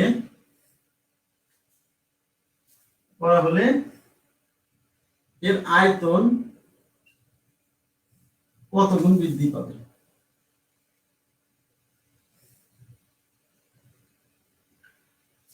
এর আয়তন কত গুণ বৃদ্ধি পাবে? ওকে, আচ্ছা, আয়তন কত গুণ বৃদ্ধি পাবে? এখন দেখেন গোলকের ব্যাসার্ধ দ্বিগুণ করা হলে, তার মানে এখানে কিন্তু দুইটা গোলকের কথা বলা হয়েছে। ধরেন এখানে একটা গোলক আমি প্রথমে বিবেচনা করছি, এই একটা গোলক, ঠিক আছে, এর ব্যাসার্ধ কত? r, এর ব্যাসার্ধ r। তাহলে এর আয়তন ধরেন v1 = 4/3 কত পাই আর কিউব, এটা রাখেন। ওকে, এখন কি হইছে? এর ব্যাসার্ধ দ্বিগুণ করা হলো, তার মানে গোলকটা এখন বড় হয়ে যাবে। গোলকটা কিন্তু এখন বড় হয়ে যাবে। গোলকটা বড় হবে না? সহজে করা যায় কিভাবে দেখাচ্ছি। এই যে ব্যাসার্ধ দ্বিগুণ করা হলো, তাহলে ব্যাসার্ধ যদি দ্বিগুণ করি তাহলে আয়তন কত হবে? তাহলে এবার ব্যাসার্ধ কিন্তু r নাই, ব্যাসার্ধ কিন্তু এবার 2r। ব্যাসার্ধ কত? 2r। তাহলে ব্যাসার্ধ আগে ছিল আর, তখন আয়তন ছিল 4/3 পাই আর কিউব। এবার ব্যাসার্ধ কত 2r, এখন আয়তন ধরলাম, এখন এটার আয়তন ছিল v1, এটার আয়তন আমরা ধরলাম v2 4/3 পাই r কিউব। আর মানে হচ্ছে ব্যাসার্ধের কিউব, কিন্তু এখানে ব্যাসার্ধ কি r না 2r, এজন্য এখানে হবে r কিউব না 2r এর কিউব। কারণ আচ্ছা এখন দেখেন, তাহলে v equal to 4/3 pi r cube, তাহলে এখানে হবে v equal to 4/3 pi r cube, কিন্তু এখানে তো r তো r না, এখানে r হচ্ছে 2r, এজন্য মানে এই কিউবটা হচ্ছে ব্যাসার্ধের উপর, তাহলে এখানে যেহেতু ব্যাসার্ধ 2r, এজন্য কিউবটা হবে 2r এর উপর। বুঝতে পারছেন? আচ্ছা এখন এটাকে আমরা কি লিখব, 4/3 পাই ইনটু 8r কিউব, এই যে 2 এর কিউব 8 r এর কিউব r কিউব। এবার 8 টাকে সামনে নিয়ে আসি, 8 টাকে আমরা সামনে নিয়ে আসি, 8 টাকে যদি সামনে নিয়ে আসি তাহলে 8 ইনটু 4/3 পাই r কিউব। দেখেন এই 8 কে আমি সামনে নিয়ে আসছি, আর এই যে 4/3 পাই আর এই r কিউব এখান থেকে গেল। এই যে 4/3 পাই r কিউব, এইটাই কিন্তু এই যে সেই ছোট গোলকের আয়তন, ছোট গোলকের আয়তন। তার মানে এই v2, এই v2 হইছে কি, তার মানে আমি এটার পরিবর্তে কি লিখতে পারি, v1 লিখতে পারি, কারণ এটা মানে তো v1। তার মানে v2 কি হলো, এই হলো 8 আর এইটুকু হলো কি v1। তার মানে v2 মানে এই গোলকের আয়তন 8 v1, মানে আগের গোলকের আয়তন 8 গুণ, তাহলে উত্তর হচ্ছে 8 গুণ। উত্তর কত গুণ? 8। কিন্তু আমরা খুবই সহজে করতে পারি। আমি আগেই বলছিলাম যে ব্যাসার্ধ এত গুণ করা হলো, ক্ষেত্রফল কত গুণ হলো, কত গুণ বৃদ্ধি পেল, এখানে ব্যাসার্ধ এত গুণ করা হলো, আয়তন কত গুণ বৃদ্ধি পেল, এইগুলো অঙ্ক যখন আসে আমরা সরাসরি কিভাবে করব দেখেন। আচ্ছা দেখেন, তো আমরা জানি যে গোলকের আয়তন হচ্ছে 4/3 পাই r কিউব, তাই তো? এই 4/3 পাই কিন্তু ধ্রুবক, 4/3 এটা ফিক্সড, ধ্রুবক না, পাই ধ্রুবক। তাহলে ধ্রুবক মানে যা চেঞ্জ হয় না, হ্যাঁ, তাহলে ধ্রুবক তুলে দিলে সমানুপাতিক চিহ্ন আসবে। গত ক্লাসে আমি দেখাইছি, ধ্রুবক তুলে দিলে কি চিহ্ন আসে? সমানুপাতিক চিহ্ন আসে। এটা আনার পরে এখন বলেন, এই যে ব্যাসার্ধ, তার মানে কি কোনো কিছুর গোলকের আয়তন তার ব্যাসার্ধের ঘনফলের সমানুপাতিক, ব্যাসার্ধের কিউবের সমানুপাতিক। এই ব্যাসার্ধ কয় গুণ হইছে? ব্যাসার্ধ হইছে 2 গুণ, তাহলে r এর মান 2 বসায় দেন, r সমানুপাতিক 2 এর কিউব। ব্যাসার্ধ 2 গুণের জন্য ব্যাসার্ধ 2 গুণ বসাইছি, তাহলে v সমানুপাতিক 2 এর কিউব কত? 8। এই দেখেন যা আসবে সেটাই উত্তর, মানে সমানুপাতিক চিহ্ন নিয়ে আমাদের যে উত্তরটা আসবে সেটাই, যেটা আসবে সেটাই উত্তর, মানে 8 গুণ। আমার কথা কি বুঝছেন? যখন আমি বুঝতেই পারছি যে v হচ্ছে ব্যাসার্ধের ঘনফলের সমানুপাতিক, তাহলে ব্যাসার্ধ 2 গুণ হইছে, তাহলে 2 এর কিউব করে কত গুণ? 8 গুণ হবে। কথা কি বোঝা গেছে? একদম ইজি, আশা করি বুঝছেন। মুছে দিচ্ছি। এবার একটি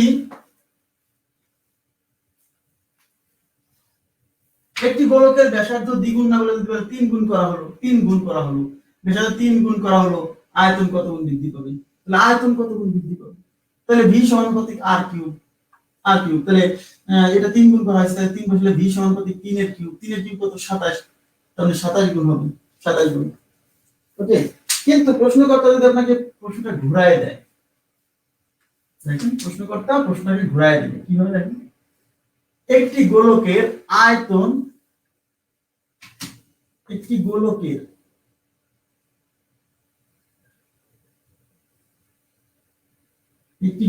আয়তন 27 গুণ করতে হলে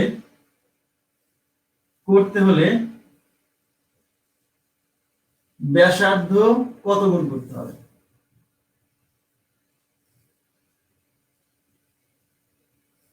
এবার দেখেন, একটি গোলকের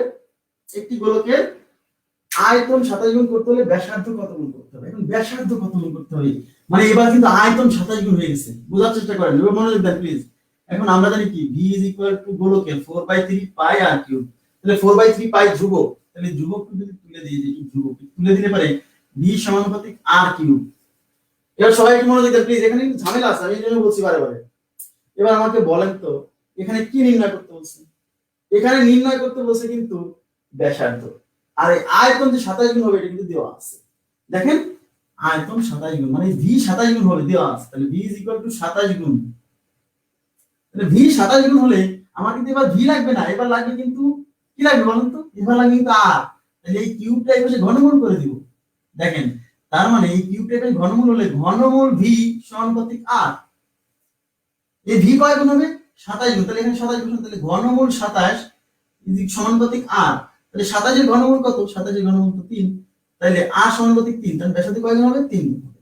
একই কোশ্চেন, শুধু আমরা ওখানে ঘন করে বের করতেছিলাম, এখানে ঘনমূল করে বের করব। আপনারা বুঝতে পারছেন আশা করছি। আটকে যাচ্ছে কেন? ভিডিও আটকে যাচ্ছে।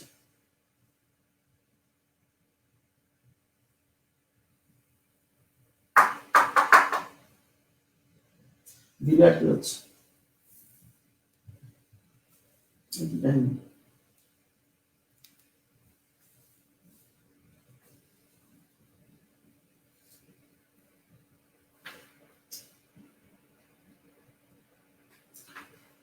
আচ্ছা ঠিক আছে।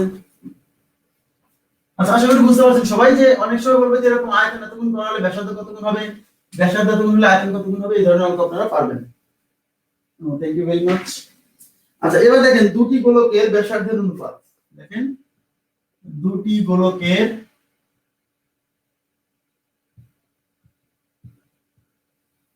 ব্যাসার্ধের অনুপাত 3:2 হলে তাদের আয়তনের অনুপাত কত?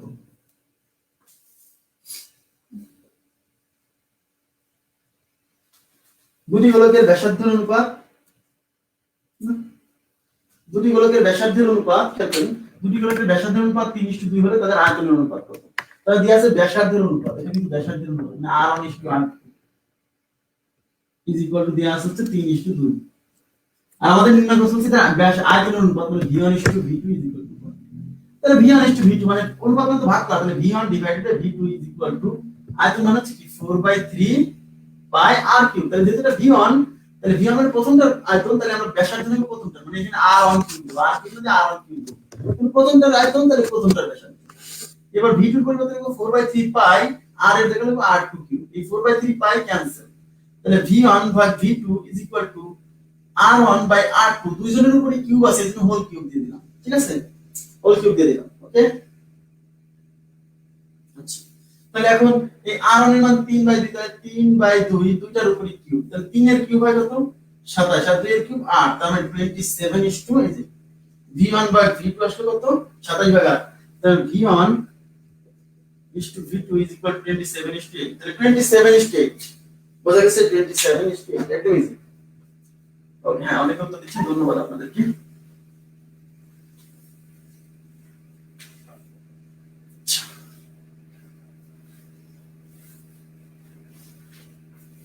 আচ্ছা আরেকটা অঙ্ক আমি নিচ্ছি,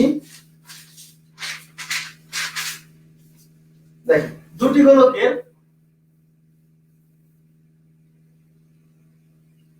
গোলকের আয়তনের অনুপাত, আয়তনের অনুপাত 8:27 হলে তাদের ক্ষেত্রফলের অনুপাত,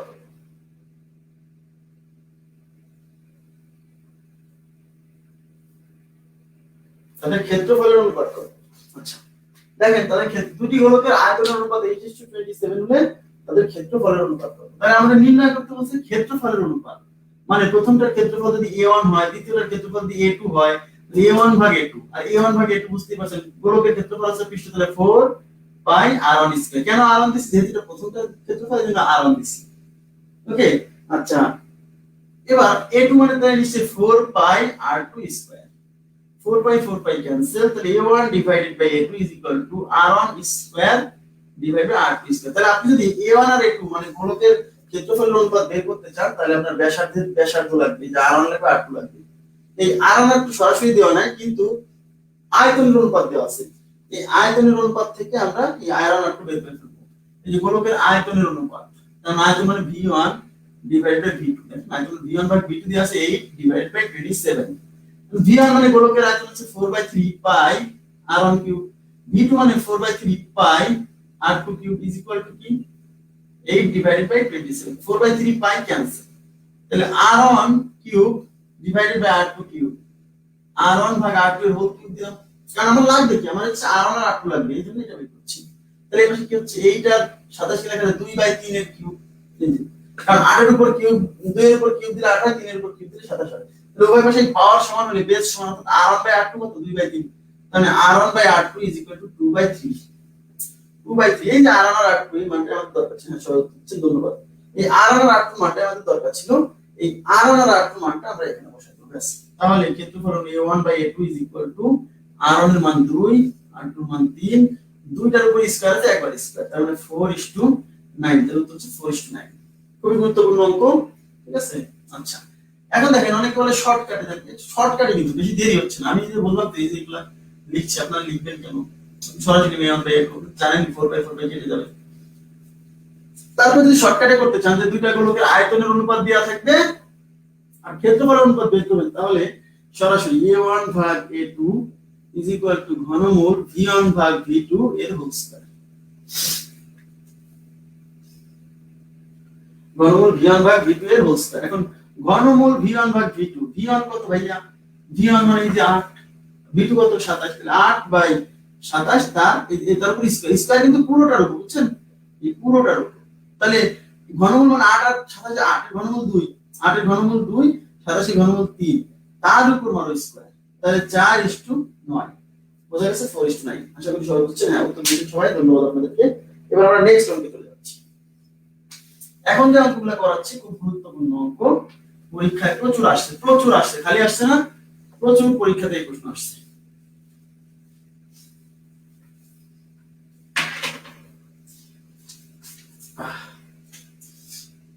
তিন সেন্টিমিটার 4 সেন্টিমিটার ও 5 সেন্টিমিটার ব্যাসার্ধ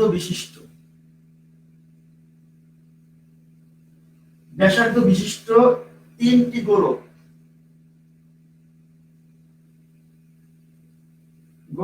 গলিয়ে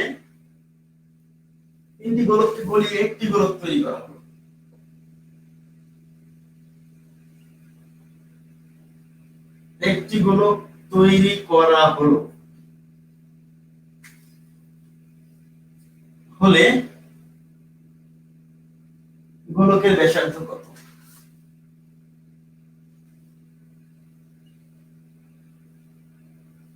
আচ্ছা দেখেন কি বলছে 3 সেন্টিমিটার 4 সেন্টিমিটার এবং 5 সেন্টিমিটার ব্যাসার্ধ বিশিষ্ট তিনটি গোলককে গলিয়ে একটি গোলক তৈরি করা হলে গোলকের ব্যাসার্ধ কত মানে আমরা এখানে তিনটা গোলক আছে একটার ব্যাসার্ধ 3 সেন্টিমিটার মানে ছোট একটা গোলক জানি আর একটা আছে 4 সেন্টিমিটার ব্যাসার্ধ আর একটা আছে 5 সেন্টিমিটার ব্যাসার্ধ এই তিনটা গোলককে আপনি তাপ দিয়ে গলায়ে একটা বড় গোলক বানাইছেন বুঝলেন এই তিনটা গলায় একটা বানাইছেন তাহলে বলছে এই বড় গোলকের ব্যাসার্ধ বুঝতে হবে বিষয়টা এখন এখান থেকে শুধু সবচেয়ে বড় যে কনসেপ্টটা আপনাদের নিতে হবে ওগুলো আসছে বুঝতে পারছি কি করব আমি এখন বলেন 3 সেন্টিমিটার ব্যাসার্ধ 3 সেন্টিমিটার 4 সেন্টিমিটার 5 হ্যাঁ এখন ঠিক আসছে আস্তে আস্তে জি এখন ঠিক আসছে আচ্ছা শুনুন এবার শুনুন এই যে 3 সেন্টিমিটার ব্যাসার্ধ বিশিষ্ট গোলক যেটা হচ্ছে r1 is equal to 3 centimetre বোঝেন একটা ভালো করে বোঝেন r2 is equal to 4 centimetre r3 is equal to 5 centimetre এই তিনটা গোলক মিলে একটা বড় গোলক তৈরি করলাম হচ্ছে এই বড় গোলকের ব্যাসার্ধ এখন সবচেয়ে বড় যে বিষয়টা আপনাকে জানতে হবে সেটা হলো আপনি যখন কোন একটা মনোযোগ প্লিজ এখানে কিন্তু ঝামেলা হয় আবার বলছি আপনি যখন অনেকগুলো জিনিস মিক্সচার করে ভেঙে চুরে একটা নতুন জিনিস তৈরি করবেন সেক্ষেত্রে এই সবগুলোর মোট আয়তন যা হবে এইটার আয়তন তাই হবে কেন কারণ এই জিনিসটাকে তৈরি করার জন্য আপনি এই জিনিসগুলো ব্যবহার করছেন তার মানে যেমন ধরেন একটা জগের ভিতর 10 লিটার পানি আটে 10 লিটার পানি ধরে তো জগে আপনি কি করলেন ছোট ছোট গ্লাসে পানি গ্লাস রাখা আছে আপনি ছোট গ্লাসের এখানে এক গ্লাস এখানে এক গ্লাস এখানে এক গ্লাস এই গ্লাসের পানিগুলো দিয়ে আপনি জগটা ভরলেন এর মানে কি এই ছোট গ্লাসের পানিগুলোর মোট আয়তন আর ওই জগের পানির মোট আয়তন সমান হবে আমার কথা কি বুঝছেন ধরেন এখানে 10টা গ্লাস আছে ছোট বিভিন্ন সাইজের 10টা গ্লাস আছে 10টা গ্লাসের মধ্যে পানি ভরা আছে এবার আপনি 10 গ্লাসের পানিতে একটা বড় জগ ভরলেন তাহলে জগের ভিতরে আয়তন দখল করলো কে এই 10টা গ্লাসের পানি তো এই 10টা গ্লাসের পানির মোট আয়তন আর এই জগের আয়তন কি সমান জগের পানির আয়তন সমান এটাই যখন আপনি অতগুলো জিনিস মিলে একটা নতুন জিনিস তৈরি করবেন তখন এই যে জিনিসগুলো দিয়ে তৈরি হয়েছে সেই জিনিসগুলোর আয়তন আর এই বড়টার আয়তন সমান হবে আবার বলছি খুবই গুরুত্বপূর্ণ কথা এই ছোট গোলকগুলোর আয়তন ইজ ইকুয়াল টু এই বড় গোলকের আয়তন এটা বুঝতে হবে আবার এরকম আসবে যে একটা গোলককে ভেঙে আপনি 4-5টা নতুন গোলক তৈরি করছেন তাহলে কি এই বড় গোলকের আয়তন ইজ ইকুয়াল টু এটা ভেঙে যেগুলো তৈরি করা হয়েছে সহজ কথা ছোটগুলো মিলে যদি বড়টা তৈরি করেন তাহলে এটার আয়তন যা হবে এই ছোটগুলোর মোট আয়তন তাই কারণ এইগুলা মিলেই কিন্তু এটাকে তৈরি করা হয়েছে ক্লিয়ার বিষয়টা আচ্ছা তাহলে আমরা কি করব ছোট গোলক তার মানে এই প্রথমটার আয়তন তার মানে v1 plus v2 plus v3 is equal two v, মানে এটার আয়তন v1, এটার আয়তন v2, এটার আয়তন v3, এটার আয়তন v। আমার কথা কি বুঝছেন? আপনারা ক্লিয়ার বুঝছেন? এই তিনটার মোট আয়তন আর ওটার আয়তন সমান, ব্যাস। তাহলে এখন এগুলো তো বলো এইটার আয়তন কি 4/3 পাই r1 কিউব, বলুন আয়তন 4/3 পাই r কিউব, তাহলে এটার আয়তন r1 কিউব প্লাস দ্বিতীয়টার আয়তন 4/3 পাই r2 কিউব, তৃতীয়টার আয়তন 4/3 পাই r3 cube is equal two এই বড়টার আয়তন, তো বড়টার আয়তন তো 4/3 পাই, এটার ব্যাসার্ধ কত হচ্ছে r কিউব, এই বড়টার ব্যাসার্ধই বের করতে হবে আমাদেরকে, বুঝছেন? এবারে দেখেন 4/3 পাই কমন আছে, 4/3 পাই কমন আছে, তাহলে যদি 4/3 পাই কমন নেই, 4/3 পাই কমন নিলে r1 কিউব এখানে লেখা দেখা যাচ্ছে কম্পিউটার নিচে লাইন পাচ্ছেন, লাইন শুরু করছি। আচ্ছা, তাহলে 4/3 পাই কমন নিলে r1 cube plus r2 cube plus r3 cube is equal two এই পাশে আছে 4/3 পাই r কিউব, 4/3 পাই উভয় পাশ থেকে ক্যান্সেল, তাহলে এই পাশে কি থাকলো? না না, ক্ষেত্রফলের সূত্র কেন? ক্ষেত্রফল তো সমান না, আয়তন সমান। আবার বলছি কেন, এদের মধ্যে এইগুলার আয়তন আর এটার আয়তন কি হবে? সমান হবে। সহজে বোঝেন, সহজে আয়তন সমান মানে হচ্ছে পৃষ্ঠের ক্ষেত্রফল না, পৃষ্ঠের ক্ষেত্রফল কখনো সমান হয় না, পৃষ্ঠের ক্ষেত্রফল সমান হয়, সমান হচ্ছে আয়তন। আবার বলছি মনোযোগ দিয়ে প্লিজ, সমান হয় আয়তন, পৃষ্ঠের ক্ষেত্রফল কখনো সমান হয় না, ক্ষেত্রফল সমান হয় না, সমান হয় আয়তন। আচ্ছা, আয়তন আসলে আমি যে বললাম না যে আপনার ধরেন ছোট ছোট গ্লাস আছে, ওই গ্লাসের ভেতরে যে পানি আছে সেই পানিগুলো দিয়ে যে জগটা ভরছেন, তাহলে এই গ্লাসের ভেতরের আয়তন মানে এই গ্লাসগুলোর মোট আয়তন আর জগের আয়তন তো সমান। তবে লিটার লেখা আছে, লিটার লিটার লেখা আছে, গ্লাসের আয়তন ধরেন লেখা আছে এটা half litre half litre half litre half litre, আর জগের আয়তন লেখা আছে 6 লিটার, মানে এরকম কয়টা হাফ লিটার ওদিক দেওয়া যাবে? কথা কি বুঝে গেছে? আচ্ছা, মোট আয়তন। তাহলে এখন দেখেন এই পাশে r1 কিউব, r1 কিউব মানে 3 এর কিউব, এই যে r1 কিউব মানে 3 এর কিউব, r2 কিউব মানে 4 এর কিউব, r3 কিউব মানে 5 এর কিউব, তাহলে 3 cube plus 4 cube plus 5 cube, দেখেন এই যে ইজ ইকুয়াল টু কত? Is equal two r cube, এই rটাই বের করব। 3 কিউব মানে 27, 4 কিউব মানে 64, 5 কিউব মানে 125, r কিউব এগুলো যোগ করে হবে 216 is equal two r cube. 216 মানে কত কিউব? 6 এর কিউব, তাহলে r cube is equal two 6 এর কিউব, তাহলে ওভাবে কিউব কেটে যাবে, তাহলে r ইকুয়াল টু কত? 6 সেন্টিমিটার। তার মানে এই যে নতুন যে বর্গটা তৈরি করছে তার ব্যাসার্ধ হবে 6 সেন্টিমিটার। 216 তো r কিউব, কিন্তু আমাদের বের করতে তো r, আমাদের বের করতে হবে r। আপনারা কি বুঝতে পারছেন সবাই?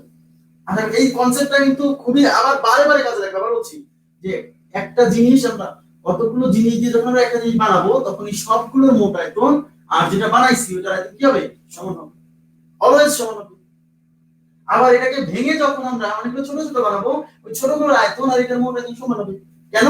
কারণ এই জিনিস মিলেই যেহেতু এটা হয়েছে, তাহলে এদের সম্পূর্ণ আয়তন আর এর আয়তন কি হবে? সমান, আয়তন সেম হবে। আবার বলছি আয়তন সেম। ওকে, আচ্ছা নেক্সট কোশ্চেনে যাচ্ছি আমরা।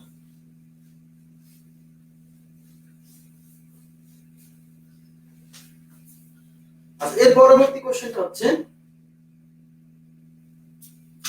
3 সেন্টিমিটার 4 সেন্টিমিটার 5 সেন্টিমিটার বাহু বিশিষ্ট, 5 সেন্টিমিটার বাহু বিশিষ্ট, 3 সেন্টিমিটার 4 সেন্টিমিটার ও 5 সেন্টিমিটার বাহু বিশিষ্ট।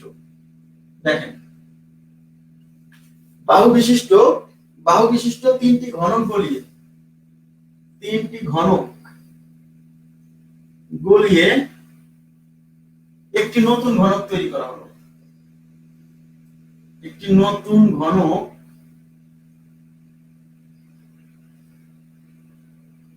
তৈরি করা হলো। নতুন ঘনকের, নতুন ঘনকের বাহুর দৈর্ঘ্য কত?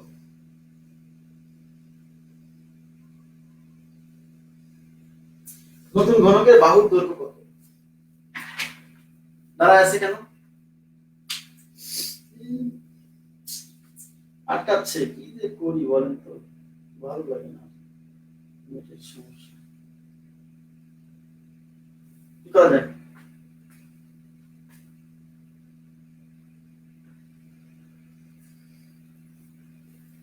কথা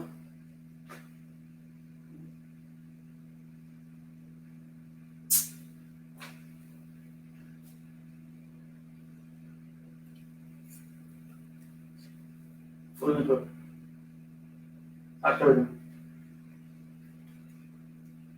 একবার ক্যামেরা প্লাগটা খুলে আবার একটু লাইনে থাকেন আপনারা।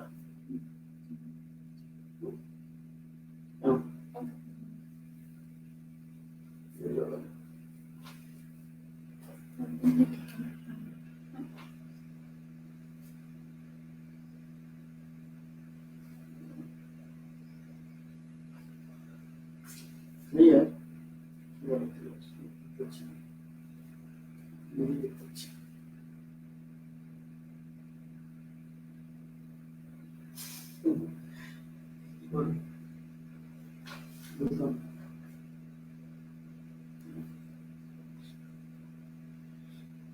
Clear?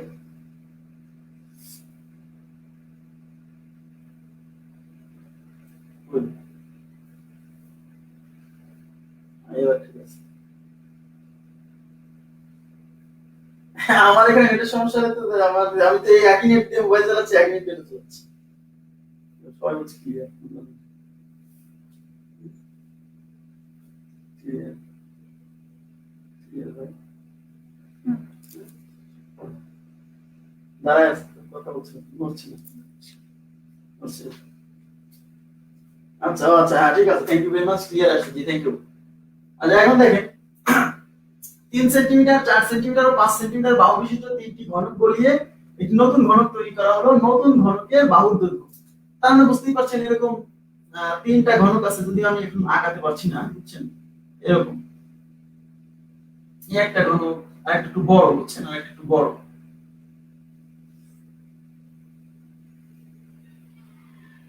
এই একটা ঘনক,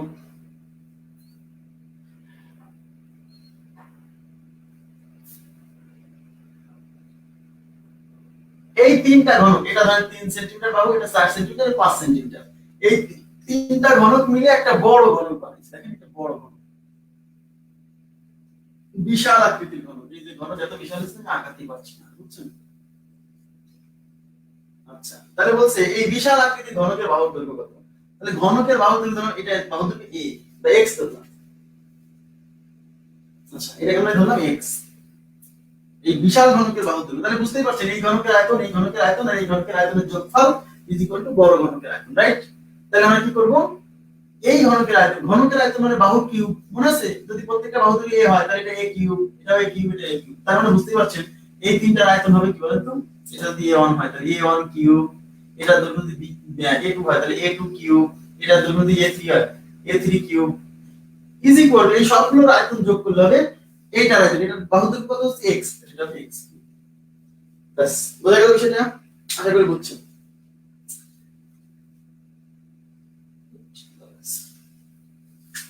তাহলে এখন কি হবে, এখন এইগুলো সব মান বসাই দিতে হবে। এটা মান যদি বসাই দিই, a হচ্ছে 3, 3 এর কিউব, তাহলে 3 cube plus 4 cube plus 5 cube is equal two x cube. 3 cube মানে 27, 4 কিউব মানে 64, 5 কিউব মানে 125 is equal two x cube. এগুলো সবগুলো যোগ করলে 216 is equal two x cube. 216 মানে 6 cube is equal two x cube. এবারে কিউব হয়ে গেছে মানে x ইকুয়াল টু কত? 6 সেন্টিমিটার। তাহলে নতুন যে ঘনকটা হলো তার প্রতিটা বাহুর দৈর্ঘ্য হবে 6 সেন্টিমিটার। আপনারা বুঝতে পারছেন? আশা করি বুঝতে পারছেন। তার নতুন দৈর্ঘ্য, নতুন যে ঘনকটা হলো তার দৈর্ঘ্য হবে 6 সেন্টিমিটার। মানে একদমই সিম্পল টাইপের কোশ্চেন। সেটা কি বলেন তো, যে যখন অনেকগুলো ছোট ছোট জিনিস মিলে একটা বড় জিনিস বানাবো, তখন সেই বড় জিনিসের আয়তন হবে ওই ছোট সবগুলো জিনিসের আয়তনের সমষ্টির সমান। আচ্ছা, এখন দেখেন 7 নাম্বার কোশ্চেন। 7 নাম্বার কোশ্চেন দেখেন, খুব গুরুত্বপূর্ণ 7 নাম্বার কোশ্চেন। আচ্ছা, 7 নাম্বার কোশ্চেন আগে করানোর আগে আমরা একটু স্ক্রিনে দেখি, স্ক্রিনে কিছু অঙ্কন করতে আমি বলে দিচ্ছি, যেটা বলি সেটা দেওয়া।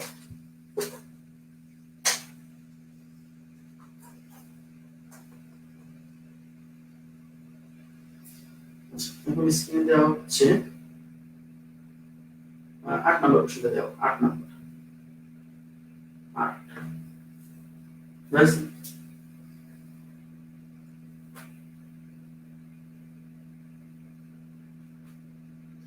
8 নাম্বার কোশ্চেনে কি বলতে দেখেন, 3 সেন্টিমিটার ব্যাসার্ধ বিশিষ্ট, আটকে গেল তো কি করব, আটকাচ্ছে না কি, এখন দেখা যাচ্ছে 8 নম্বর কোশ্চেনটা করেছি। 3 সেন্টিমিটার ব্যাসার্ধ বিশিষ্ট একটি ধাতব কঠিন গোলককে গলিয়ে 6 সেন্টিমিটার ব্যাসার্ধ বিশিষ্ট একটি সমবৃত্তভূমিক সিলিন্ডার তৈরি করা হলো। বলছে সিলিন্ডারের উচ্চতা কত? তার মানে 3 সেন্টিমিটার ব্যাসার্ধ বিশিষ্ট একটি ধাতব কঠিন গোলককে গলিয়ে, আচ্ছা তার মানে একটা গোলক আছে যার ব্যাসার্ধ হচ্ছে 3 সেন্টিমিটার। তার গোলকের ব্যাসার্ধ হচ্ছে 3 সেন্টিমিটার, r = 3 সেন্টিমিটার। হ্যাঁ, এই গোলকটাকে গলিয়ে একটা সিলিন্ডার তৈরি করা হয়েছে।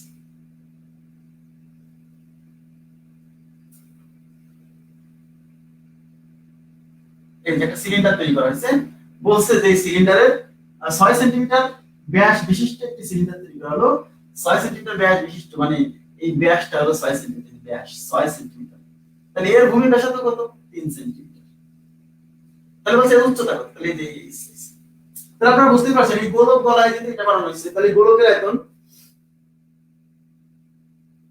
গোলক গলায় যেহেতু সিলিন্ডার বানানো হয়েছে, তাহলে এই গোলকের আয়তন যা এটা হতে, কেন? কারণ এই জিনিসটা দিয়েই কিন্তু এটা হচ্ছে। আবার বলছি, বারে বারে কিন্তু একই কথা বলছি, যে একটা জিনিস গলায় আর একটা বানানো হচ্ছে, মানে কি এটার আয়তন যা এটার আয়তন তাই, কারণ ওই জিনিসটা দিয়ে এরকম শেপ করা হয়েছে। হ্যাঁ, এটা গোল ছিল, এটা লম্বা হয়েছে, কিন্তু আয়তনটা সেম। জিনিসটা আসলে কেমন জানেন? ধরেন আপনি একটা মোটা গ্লাসের মধ্যে পানি রাখছেন, ধরেন 1 লিটার পানি রাখছেন মোটা গ্লাসের মধ্যে, কিন্তু ওই 1 লিটার পানি যদি আপনি একটা চিকন টিউবের মধ্যে রাখেন, তাহলে দেখবেন এতখানি পানি হয়েছে, মানে পানির উচ্চতা এত বড় হয়ে গেছে। আমার কথা কি বুঝছেন? পানির উচ্চতা এত হয়ে গেছে। তো পানির উচ্চতা এত হয়ে গেছে, তার মানে পানি বেড়ে গেছে? পানি বাড়েনি, ওখানেও যতটুকু পানি ছিল ওখানেও ততটুকু আছে। ওই জিনিসটা এরকম মোটা ছিল, তাই কি হয়েছে? পানির উচ্চতা ছোট ছিল। এখন এই টিউবটা চিকন, তাই পানির উচ্চতা বেড়ে গেছে। আশা করি বুঝছেন। তার মানে হলো এই গোলকের আয়তন যা, এই সিলিন্ডারের আয়তনও তাই। এই গোলকের আয়তন হচ্ছে 4/3 পাই আর কিউব, আর ওই সিলিন্ডারের আয়তন হচ্ছে, বুঝতেই পারছেন, পাই আর স্কয়ার এইচ। এখন প্রশ্ন হচ্ছে এই আর মানে কিন্তু গোলকের ব্যাসার্ধ, আর এই আর মানে কিন্তু সিলিন্ডারের ভূমি ব্যাসার্ধ, এক না কিন্তু। তাহলে এই পাই পাই ক্যান্সেল, তাহলে এটা 4/3 ইনটু r কিউব, r মানে এখানে r হচ্ছে 3, তাহলে 3 এর কিউব ইজ ইকুয়াল টু, এখানে r, এখানেও rটা কিন্তু 3, যদিও কাকতালীয় ভাবে এই r আর এই r এক হচ্ছে, কিন্তু এক নাও হতে পারে। এই ব্যাস হচ্ছে 6, ব্যাস দেওয়া হচ্ছে 6, তাহলে ব্যাসার্ধ হচ্ছে ব্যাসের অর্ধেক 3, তাহলে 3 এর স্কয়ার। আর এই সিলিন্ডারের সরি এই সিলিন্ডারের উচ্চতাটা বের করতে হবে, রেখে দিলাম। আচ্ছা দেখেন, এখন প্রশ্ন হচ্ছে একটা জিনিস খেয়াল করেন, এটা আচ্ছা 4/3 ইনটু এটা হচ্ছে 27 ইজ ইকুয়াল টু 3 স্কয়ার 9। এই 9 দিয়ে কাটলে 3 বার যায়, সাথে এইচ আছে, 9 দিয়ে কাটলে 3 বার যায়, এটা দিয়ে কেটে দিলাম, তাহলে এইচ ইকুয়াল টু কত? 4 সেন্টিমিটার, তার উচ্চতা হচ্ছে 4 সেন্টিমিটার।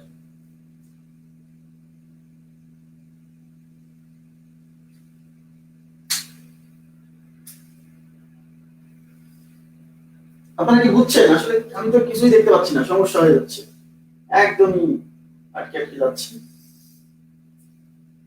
আচ্ছা, ক্লাসটা এখানে রেখে দিতে হচ্ছে, কিছু করার নেই, এখানে রাখছি ক্লাসটা। হ্যাঁ, কি ক্লিয়ার? না, ঠিক আছে, দেখতে পাচ্ছি না, কিছু দেখতে পাচ্ছি না, আমাদের তো আরো সমস্যা। আজকের মতো রাখছি এখানে, নেটের সমস্যার জন্য ক্লাসটা আর একটু কন্টিনিউ করতে পারতাম 20 মিনিট।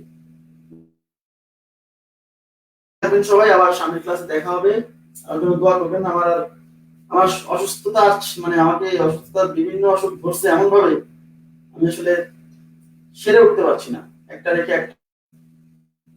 দোয়া করবেন সবাই, সবার কাছে দোয়া চাচ্ছি। আল্লাহ হাফেজ।